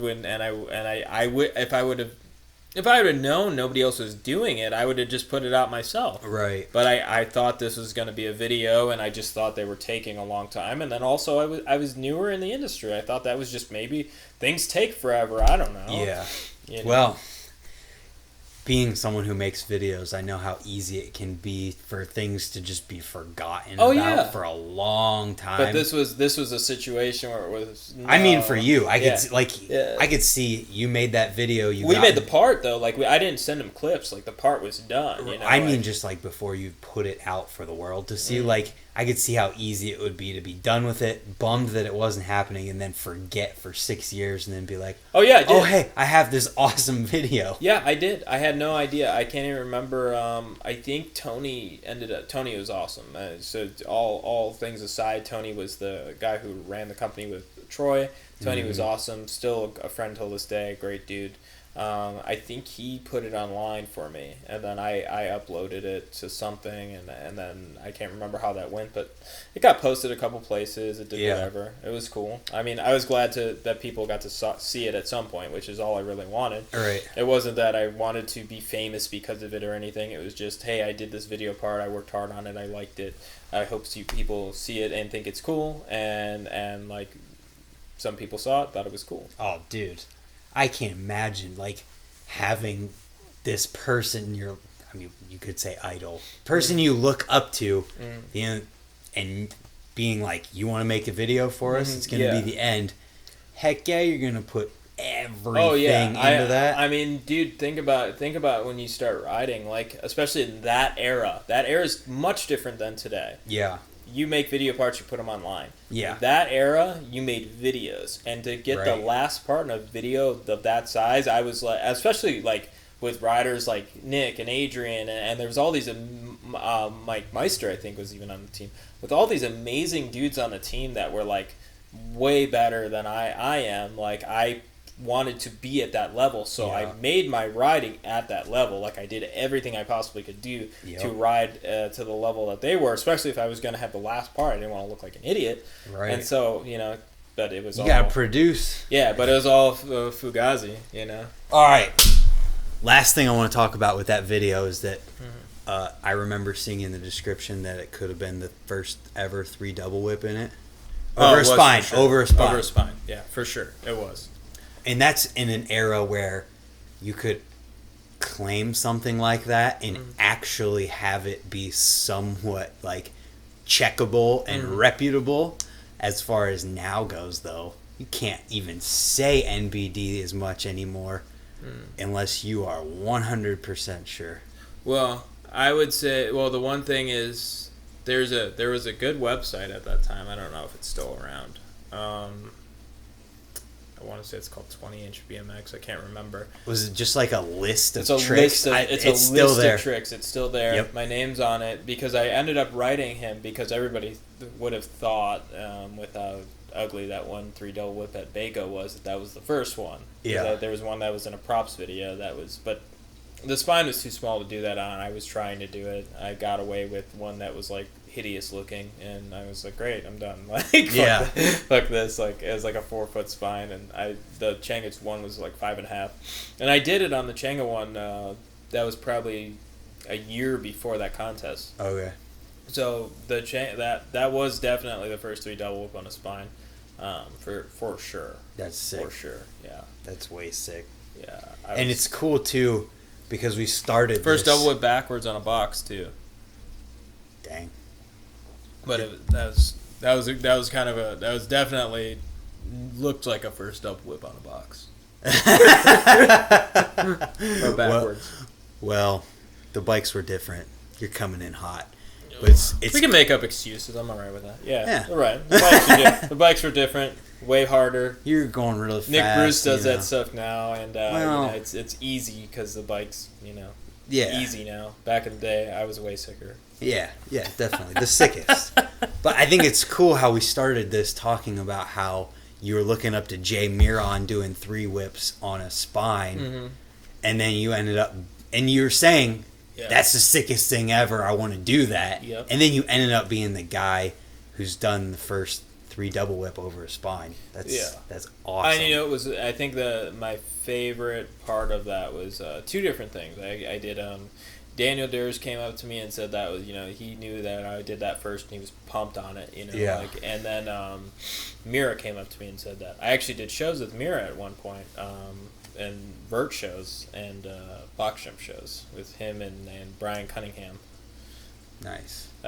Back in the day, so that was pretty interesting. Mira actually was hurt, and he was like just there to sign autographs, and he was like, oh, that was cool. I remember you did that first, and he saw the one I did at Baco. Yeah. And I had a video or something on my computer, and I told him I did it, and he was interested in seeing the other video, and I showed him it. Like, he was Mira the couple times I've ran into him probably about 10 times over the years, and he was always the coolest dude.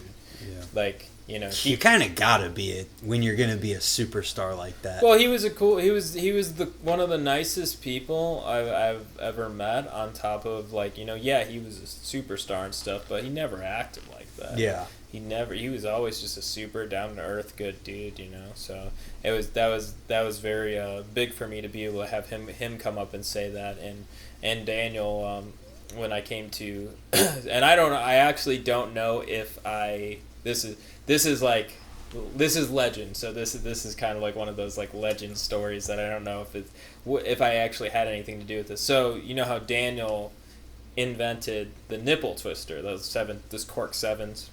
I didn't, but now I do. Back in the day, that was the big thing. Daniel invented these cork sevens. So I always did them like that. I called them the twister. I don't remember why even. Like, I think Jim started calling him that.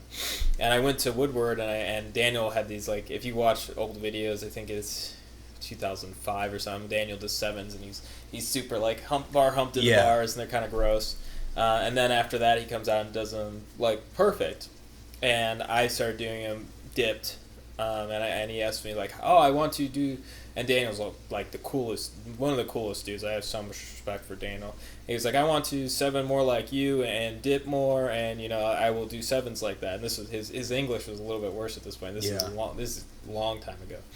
And then so next time I see him, he's doing these upside down ones, you know, like. And granted, like, even though I'm saying like I called him that, Mira did them like that before I even did. Yeah. Mira used to do completely upside down sevens. So did Miran. Like, it was kind of normal. Once you got good at them, you just drop your shoulder. And somehow this has changed it into like a different trick. Like, they start calling it something. I don't know exactly when that happened, but that could be another situation. That's a debatable one. Basically, you're saying that you influenced Dares to do his sevens the way he does. Yes. Boom. Yeah. I think we talked a lot about earlier how being vocal about things and opinions can ruin your persona. I don't want to say persona. Whatever, you get what I mean. Your image. Your image, yes, can ruin your image. I feel like Dares is a person whose like image, I don't know why, but his image is completely whack as far as like the general BMX population. Maybe not now, because those people maybe have faded a little bit. Yeah. But I've never seen anything weird from him. Or Daniel's like one of the coolest dudes I've ever met over the years. He's always been super nice. He's always been an amazing rider. I think people have this weird. It's for instance, when people see let's say you're looking at. You're in the early 1900s. You're looking at late 1800s. You're looking at J.D. Rockefeller and Carnegie, and these dudes are working like day and night to do this, make these companies do this thing, working everybody under them to death, and just like doing all this stuff.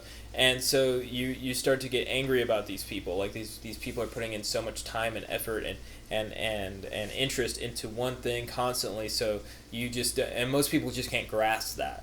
So they just don't grasp why anybody would want to live like that, and then they think it's because of money and they're greedy. And most people who are like that, who are like very driven, it's almost like it's very similar to addiction. You love this one thing so much, and that's true. Like even with drugs, you love that one thing so much that you will do anything and you make it happen.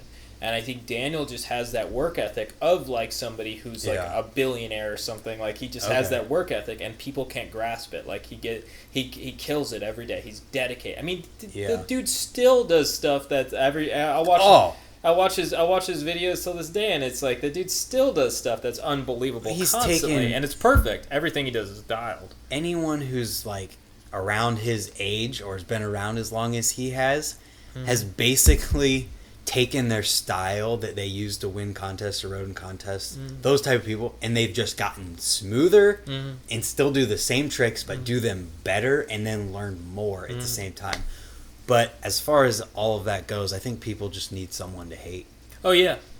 They always need someone or something to hate, and BMX is guilty of that probably more than anything else. Oh, yeah. I mean, that's the world. That's the world. I mean, what was it? Von Clausewitz. That's funny. I'm using von Clausewitz in a BMX thing. He was a guy who said war is economics by other means, and he talked a lot about, that was his famous quote, but he talked a lot about all of the, like, an enemy image.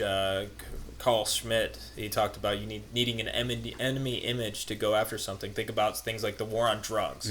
You have we ended up finding out that what was it? It was either Reagan or it was Reagan. Reagan ended up having someone like say they bought crack outside of the White House, and you turn this into this big war on drugs and all this stuff. And then we found out that was actually not even real years later, but we didn't know it at the time. Same with like you have 9/11 terrorism, war on terror. Like this enemy image is constantly beaten into your head. Yeah. Good example of that is in that 1984, the book.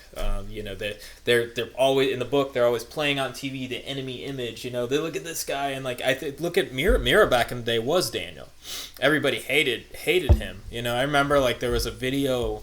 It was a Gravity Games, one of the first ones, and Mira was like, this was when Jamie started coming up. Bestwick. Bestwick at the time's getting to Mira's level.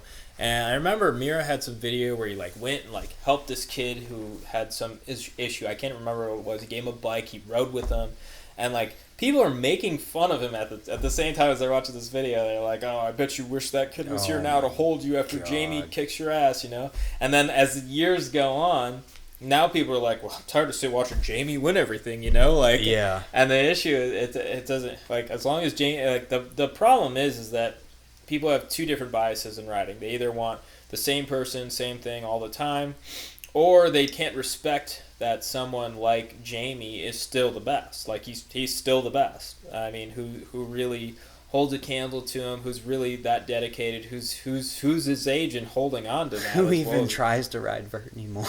Yeah. There's like 3 people. I mean, there's some like Zach Newman, for instance. Yep. Hell of a vert rider. Alex Landeros. Yeah. Those two are the only 2 people that I know of that even try. There's some more people getting into it on and off, which is good. But it's wild that you have Bestwick just still up there killing it. But people dislike him now.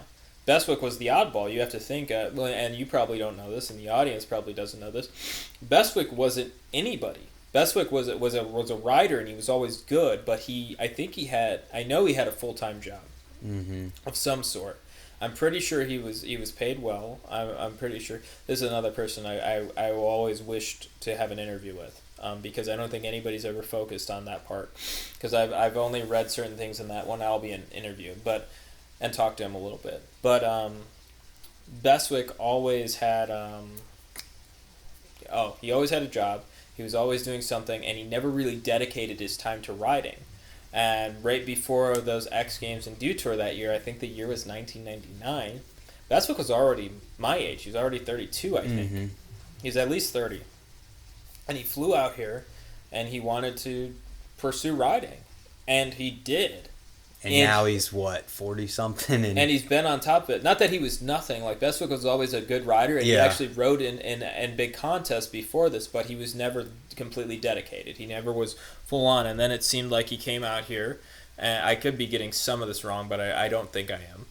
But he came out here, and in 1999, he won X Games in Detour that year, and that was when that we had the craziest vert contest ever for years, because you got to think that was Miron, Bestwick, Mira, Hoffman was in and out a little bit here and there. Just those 4 is enough to make it crazy. On its own. It was insane. I mean, Miron's doing like 12-foot 540s to 10-foot double whip airs.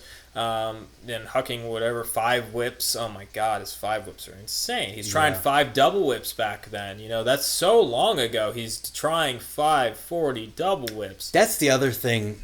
I hate to take away from what we're talking about, but that's the other thing that has to do with NBDs and all of this thing is that people don't have any idea of how crazy the things that happened in the past actually were, and how much actually happened. Well, also the thing is what some of those riders gave. For instance, it's the reason why it's hard to ever say anything, for me especially, about someone like Matt Hoffman. These people, like when I started riding, there was no foam pits, there was none of that, and then those guys, their entire career was like that. Like all the tricks they've learned, besides like later on, all right on the ramp. They gave their brain to BMX. They gave their their body. I've always heard the legendary story of Miran, and the reason why once you get knocked out at a contest, you're not allowed to, or I think it's if you get KO'd twice in practice, or even once, you're supposed to not be allowed to ride anymore. Because Miran rode like, it was at one of the Woodward CFBs, and he got knocked out in practice, and he's airing the vert ramp, big 10-foot airs, and all of a sudden he just passes out cold. Whoa. But his body was so limp that he literally fell down the ramp and he avoided injury, kind of similar to how like sometimes drunk drivers run into a pole at 90 miles an hour and they're okay. Yeah. It's very similar to that. So, yeah, I mean, these guys really, I mean, Miran did the first double backflip like years and years ago. Oh, yeah. This was 94, I think. Mm-hmm. Hoffman doing 9s in 89. Mira doing double backflips in contest, and that was 2000 or 2001. Backflip drop-ins. 10 years before anyone else started doing them a lot. Completely different too. They're straight back. They're real backflip drop. Yep. They're almost power wheelies. Like he literally takes just like power wheelie. Yeah, he literally loops out wheelies and does them off 10-foot walls. Like they're all that stuff happened many years ago. So it was very interesting to watch because some of those guys would go in and out a little bit, and then they'd show back up to the scene and just murder it. And it was like. I think a lot of people don't realize like what the difference was. Like those guys were so dedicated and so talented that they just had it. Like Mira, I mean, he rode all the time. I'm not taking anything away from that. Like these guys didn't ride. No, they rode all the time and they always killed it. But they had something a little bit more than everybody else. Kind of similar to how when like Garrett Reynolds started really coming into his own. Yeah, you could tell that he just wanted it a little bit more than everybody else. Now you look at Anderson, very similar. Like he rides so well everything he rides very well. I would compare. Let's see. Say Jamie can be like that there. I think when he goes to a contest, you can tell. I mean. Jamie's, but at the same time, Jamie is he's an all-around solid dude. Yeah. So it's very interesting. Like what I actually been thinking about more and more is how do you teach kids to be human? Like in this day and age. For instance, if you have a job, most kids now, like you hit me up today and said, "Hey, I'm running a little late." Most people don't do that anymore. Most people don't say I'm running a little late. They'll just show up 2 hours late. Human decency isn't something that's taught anymore. Yeah, and that's the end of it. I mean, and it's not the kid's fault. It's that it's just really not taught. It's not cared about. It's not. There's no. The way I think about those things is if your parents and no one else ever, like if they never tell you that or they never teach you that, where are you going to learn it? Like, you can't expect some kid to just randomly have manners and be decent about things like that if no one ever tells them to. And not many people do, and it's scary. So you run into this situation now where you have all these people kind of running around where they're not really. They're missing a piece of themselves, like their human decency is kind of missed, and it's not that they're bad people; they're just never taught it. Yeah. And someone like Jamie, for instance, he's an all around dude. Yeah. Like he's a good person. When he first started doing shows with me, I wanted to kill him. I wanted to literally. The phone's ringing. You were talking about how you wanted to kill Jamie. Oh, God. Yeah. So, like, Jamie, the first time we ever went and did shows, he, like, did just a bunch of kids shit, you know, like, he turned the faucet or the shower head outward and got all over my bag and all my stuff when I went into the hotel to take a shower. And, like, he just kept doing, like, we left his phone somewhere. Just little kid stuff constantly, you know, like. Yeah. And, like, I will say, though, like, and at the same time, Jamie was a kid at this point. Like, and Jamie, I've only ever had to tell him once certain things. You know, there was the one time there was actually the really funny situation where he actually almost got us all into a lot of trouble, but I can't really get into that, though. But I'm saying that the point of that is, I've said it to him once. He never did anything like that again. You know? Yeah. And I think that what also lacks for kids now is that instead of saying, hey kid, you know, hey buddy, you did this wrong and this is how we fix it. Kids, and that's the other part of the example of when we're talking about these people from higher up talking to kids. Kids a lot of the times get very defensive about anything. So it's so that also on their side makes it hard for them to have these conversations. Yep. So now when I try to say, hey, because honestly, if I don't care, I'm just not going to talk to you. Right. That's how I show if I don't care. That's how most people show. If I'm telling you something, it's because I would like to help you in some form of way. Yep. But most kids just get very defensive and fuck you, and then they like run away, and that's the end of it. Mm-hmm. So I really wonder how to fix that in society anymore. But at the very least, I can't fix society, but at the very least, the people around me, I would like to figure out how we have this conversation, how we open up that block. Because Jamie now, Jamie's great. Jamie's one of the. I have more respect for Jamie than I do for most people in the entire world. I think he's one of the most solid people. I'm surprised he's not sponsored more. I'm surprised more people aren't putting him on his team because of not only the fact that he's a good rider. That's cool. He's a good rider, but he will sell the parts. Yeah. He will. He's very professional. He shakes hands. He's just the all around solid person. Yeah. And also he would do just about anything necessary. So he's an all around solid dude, and you don't really see that very much anymore in the world. So absolutely. So let's get back to you. Okay. I think we kind of hit up until the main things. Let's talk about some more recent stuff. Okay. And what you got going on now. Because we didn't really talk about Thriller specifically. Mm-hmm. But before we talk about Thriller, I want to talk about your TED Talk. Oh, God. You did do a TED Talk. Yes. Just maybe talk about the experience of what it's like to do a TED Talk. Because that's not something that a lot of people can say that they've done. Well, most of the time in my life, I get into situations. I feel like I can do anything. Mm-hmm. And so I try to do things that I might be good at. You know, like I wanted to do a TED Talk. I spoke at a lot of narcotics type events, different anonymous events, different things like that to help other addicts.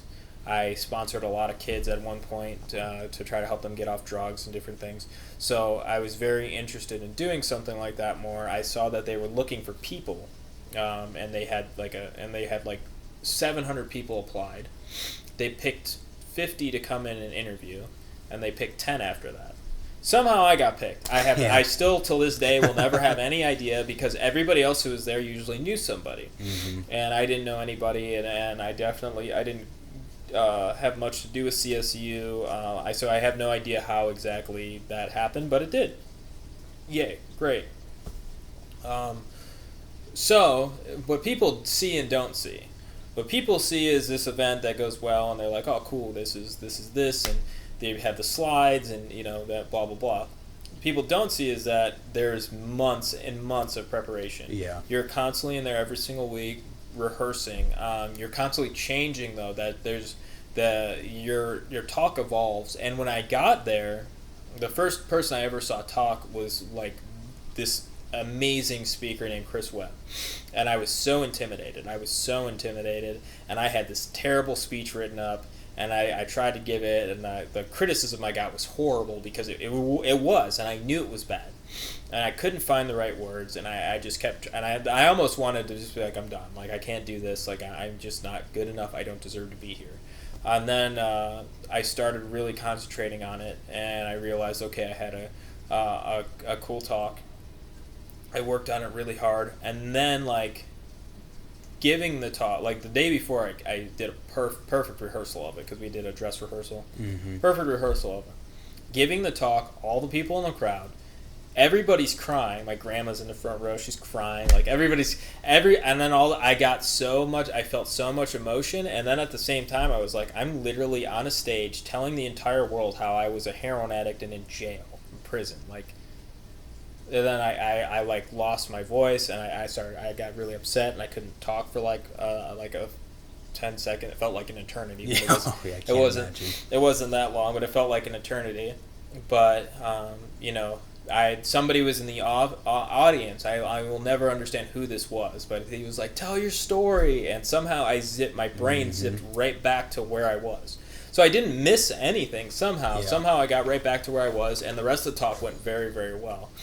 I'm very happy I did it today. Yeah. It was very hard. I've spoken a lot of events. That was very hard to try to articulate to people who are not addicts what addiction is. Yeah. It is very hard. It's the same as why people go around today and say, well, they should all just die. Or the other end of it, well, we're giving them free Narcan to save their... I've never woken up in the back of a hospital, just so everybody knows. I've never woken up or known anybody who've woken up in a hospital without a bill. I've never seen that happen, so I don't know where this free stuff comes from, but maybe some other country. It definitely isn't here. But telling the entire world that was so hard, because most of my childhood I was very depressed. Mm-hmm. I wanted to kill myself most of my childhood. I never really understood why. It could be something to do with just being adopted. Some kids have issues with that. And then I found drugs, and I felt like I found the love of my life. I found heroin. It was great. Oh my God, I was happy all the time. And like for a person to go from upset all the time to happy all the time, I wanted to feel that all the time. I was like, oh my God, my life's perfect. I'm great. Mm-hmm. Like nothing's wrong now. Like this is all I need is this thing, and I'm doing great. And so and there's also the opposite. Like nobody starts from scratch and gets straight into heroin. People start out. I didn't even drink till I was 21. Yeah. I took painkillers. I had a bone infection in my foot. Was the end of it, and.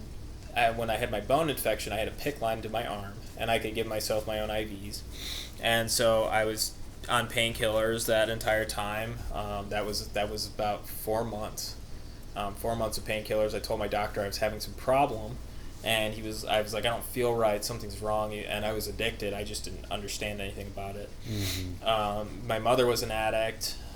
But at the same time, I thought, like most people, oh, she's just weak, like I'm stronger than that, so that'll never happen to me. Yeah. And it just did, so this day, it's funny when you hear other addicts talk till this day. Other addicts say, oh, I was just so much stronger than all these other people who are still stuck in it. Like, no, that is not the case. I'm not stronger than any of those people. I'm very fortunate. I am very, very lucky that I got out of it and I'm sober and alive today. The rest of my friends are dead. Like, they're all dead. It didn't go that well. They were unlucky. They didn't get out of it. I somehow had the right events happen in the right timeline and somehow ended up sober. And so the only thing I would change about the TED Talk was I really didn't want to say anything about Thriller in the TED Talk. I really didn't want to. The school was kind of like, oh yeah, you should put it in there because it brings the story together. And I still till this day don't think it is. I've actually never watched it. I've actually never seen it. So I don't know. I've had a lot of, but I'm very happy with what came out of it. It's the same with writing videos. If I put them out, I don't watch them. Nothing like that I watch. I'm happy with what I got out of it because so many kids have messaged me like, hey, you helped me with this. Mm-hmm. Hey, like, this, I gave this to my little brother. My little brother wants to talk to you. So it's opened the doors for some people to maybe get help, realize they had a problem. I don't know, something. Yeah. So I'm happy with how it came out. Well, because you haven't watched it, hopefully you can still tell other people how to find it, maybe. Oh, yeah. How would you find that? I mean, if you Google Jason Perz TED Talk, That's easy. it's on there. That easy? Okay, Yeah. cool. Jason Perz TED Talk, yeah, it's on there. But I mean, it's not that I don't watch it because I dislike it. I just don't. I usually. Oh, don't I watch completely things, understand. I usually When don't watch things I put out. When I make a riding video, it's way different than that, but after I finish the video, I don't watch it again. That's the same thing. For a long time. I will watch the clip. If I film a clip, I want to know it looks good. Yeah. And if it looks good, that's it. I'm not going to watch the video itself. Maybe like I've watched the Aspire video nostalgically, like going back and going, Exactly. oh, this is pretty cool. Yep. But that's it. It's more about the experience of doing it Mm-hmm. and everything that comes with that than going back and rewatching it Yeah. until it's memorable. Yes. So where does Thriller come into everything? Ooh. So I ran many show teams for people that kind of sucked. Well, I guess I ran one show team for people that kind of sucked, and I rode for a lot of show teams where people sucked. Not saying that they were bad people. I just thought I could do it differently. Did I know what I was really getting into? No. That's the real question. So any business, I think, you have to be a nut job to start a business in general, because you're not going to make money in your first 5 years, most likely, if you get into anything that's worth doing. You are, like, people always think, like, business people are, like, so much money. What really happens is when the truck explodes, I don't look at my riders and go, well, you're not getting paid this month. Right. I pay for that. I that's what I took on. I decided to do that. That is my fault. So I have to handle all those things. So I had no, I thought, like $10,000, I could start a show team. Nope. Definitely, that was a joke. And then I thought if I had one show a month, I'd be all right. That's a joke too. So that people don't understand, like, when there's no shows, I'm still paying for the truck, all these things that you're still got to pay for while there's nothing. The maintenance is consistent. The ramp fixing is consistent. You need to buy a welder. It goes on and on and on. That's with any business. So I started with very, very ignorant to business. I was pretty ignorant to most things. I wasn't really into self-educating right when I started, and then I started getting really into education after I started my business, which really helped. I would suggest if anybody ever is looking to start a business, I don't think MBA schools are really helping when they're teaching you about fucking Blockbuster or whatever shit they teach anymore. They teach pretty terrible things that whenever I go in there I kind of laugh. And most people get out of there and they end up being CEOs of McDonald's or something. But if you want to start your own business, I'd say reading things about people who start businesses, how business works, economics, to know what industry are you getting into? Is it going to be profitable? Are there even people looking for this?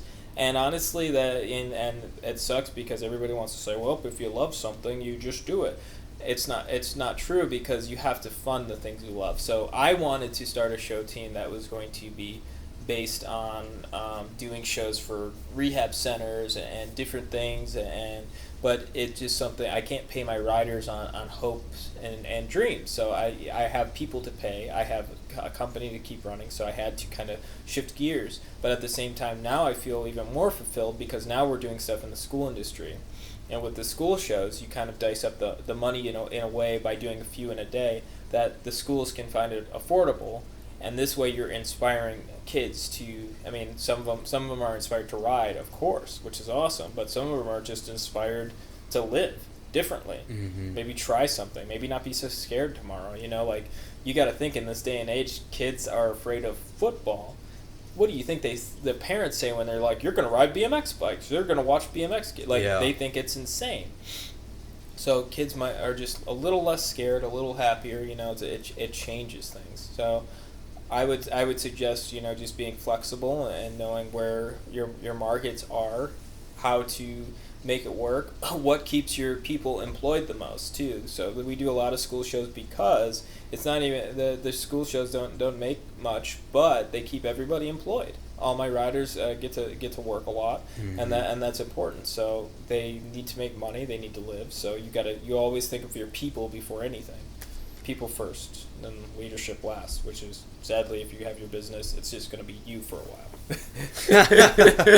You are the people and the leader. You are the leader. You are the one. But things are going well now, obviously. Yeah, we do a lot of events. We've traveled all over doing this. I think it was most important to me to be able to organize a team that functions well, and I have like Gerber's running things, and Zach and I are very similar people, whereas we run a tight ship. We just want the job to go well. Mm-hmm. That's it. Like we want the job to go well, and our main goal for Thriller is like, no matter what happens, let's say the ramp blows to a million pieces, Zach gets shot, like whatever happens, like as long as the show goes well, we're happy. We're all very dedicated to the show always going well. Mm-hmm. Like always putting on a good show no matter what the situation. I mean, we've had situations where the ramps are literally lumped on top of each other so we could somehow do a show, and always put on a good show. So we always make sure the shows go well, and it's been a lot of fun. I mean, it's cool because you get to see doing something like that, especially me doing shows. I did shows my whole life. Doing those over the years, you could see, oh, I saw you ride and blah blah blah, and that was super cool. And I started riding because of this. I think it was somebody hit me up who's a really, actually I shouldn't say his name just in case he'd be embarrassed by it, but somebody hit me up who said he saw me at the Kennywood amusement park and he started riding, and like that kid's in X Games now, so it's pretty cool. It's pretty cool crazy. To see that. Yeah, that's way crazy. Yeah, that's awesome. So what are you doing? Obviously, you're not running a show right this second, but what's your day-to-day now? What are you currently up to? Day-to-day, I do a lot with economics, finance. Mm-hmm. When I'm not doing shows, I really enjoy economics. I really enjoy philosophy. So I'm very involved in most of those fields, doing a lot of different things, doing a lot of research, a lot of reading, which is boring, but I also get to do a lot of debates, which are fun, and I get to put on a lot of events. I did an event called Startup Bikes recently, where it gives new businesses $10,000 to start. And so they pitch their ideas towards us. We give them a certain amount of money. They go out, try to start these businesses. It's cool and very rewarding process. That is awesome. That's really awesome. Have you been riding? Obviously, you said you rode with Paul the other day. Here and there. I haven't been riding as much as I've been wanting to. I've been pretty stuck in other things at the moment. Yeah. But not stuck exactly, but I just haven't been as interested, I guess. I think over the years, I loved riding so much, and it was what I lived for. And then as time has gone on, I've found other interests that I find very fun, and I enjoy it just as much. And I don't think I would have ever thought that at 20. I would have never. I thought if I was hurt to the point where I couldn't ride, I'd off myself. Honestly. Yeah. Well, I mean, I think it's probably a really good thing that you. It sounds like you haven't noticed a ton, the change as far as riding into moving into the other things you like. And it's probably a really good thing that there's other things that you can find that you like as much as riding, to where you don't even really think about a lack of it. Yeah, and it's that I love it. I'll always be involved, and I love that the show team is always going to be important, and I'll always ride. Yeah. But it's just I have no need to really take it too seriously and compete or anything. Yeah. I feel like and also what was also always in the back of my head is that the last time I got knocked out, I was really out of it. Mm-hmm. And I don't want to feel like that. I mean, I was out of it for months. I wasn't myself for months and months and months. And it's not that it's the one knockout was really bad. It's the consistent. I had one and then another, and I don't even know. I can't even count as many as I've had. I can guess from filming, and if people say Right. like I've had like 20 probably just on film, I don't know how many I've had besides that. That's crazy. So my brain after that one was so fucked up that I really I still ride and I still will do things, but at the same time I never want to be like, yeah, I got hurt because I was getting ready for this contest and I can't, think anymore. Like I'm happy riding, and if something happened and I was just riding and having fun, whatever. But Yeah, I really don't. different. It's different, and I enjoy my brain now. I really enjoy business. I enjoy economics. I enjoy these things to the same point. It might sound, this probably will sound so weird to people who, if anybody watches this, it just will sound so weird that somebody could say that who rode bikes, but it's really the same. It get the same exact feeling looking into these subjects, doing the same things, attempting to find positions and markets and different things like that. I enjoy it, figuring out why something's going to crash and fail, figuring out why things move a certain way, figuring out what's corrupt, what's not, what's fraudulent, I find the same interest in it. So it probably sounds weird. I can't really. No, I mean, it might to other people, but Yeah. I get it because I try and think about how riding relates to other things. And when you really boil it down, riding relates to everything. Yeah, and You can- we'll look at Jim Gall. Jim Gall's it's funny because every single time you talk to him about anything, everything turns into riding. Yeah. He talks to George works for him now. He talks to George about, with business you got to do this, and then George is always like, well, you're just literally describing riding. And Jim says everything really boils down to riding, and it's true. It's the same grit you need to start a business, that you can use that same grit that you've fallen on the ground 50 times and gotten up. Because that's the thing, if you're going to get into a business or anything you want to do, anything you want to do in the entire world, you're going to fall over and over again. You're going to fail. It's not going to feel very good. It's going to be hard. It's going to bother you. But if you can always get back up, you're okay.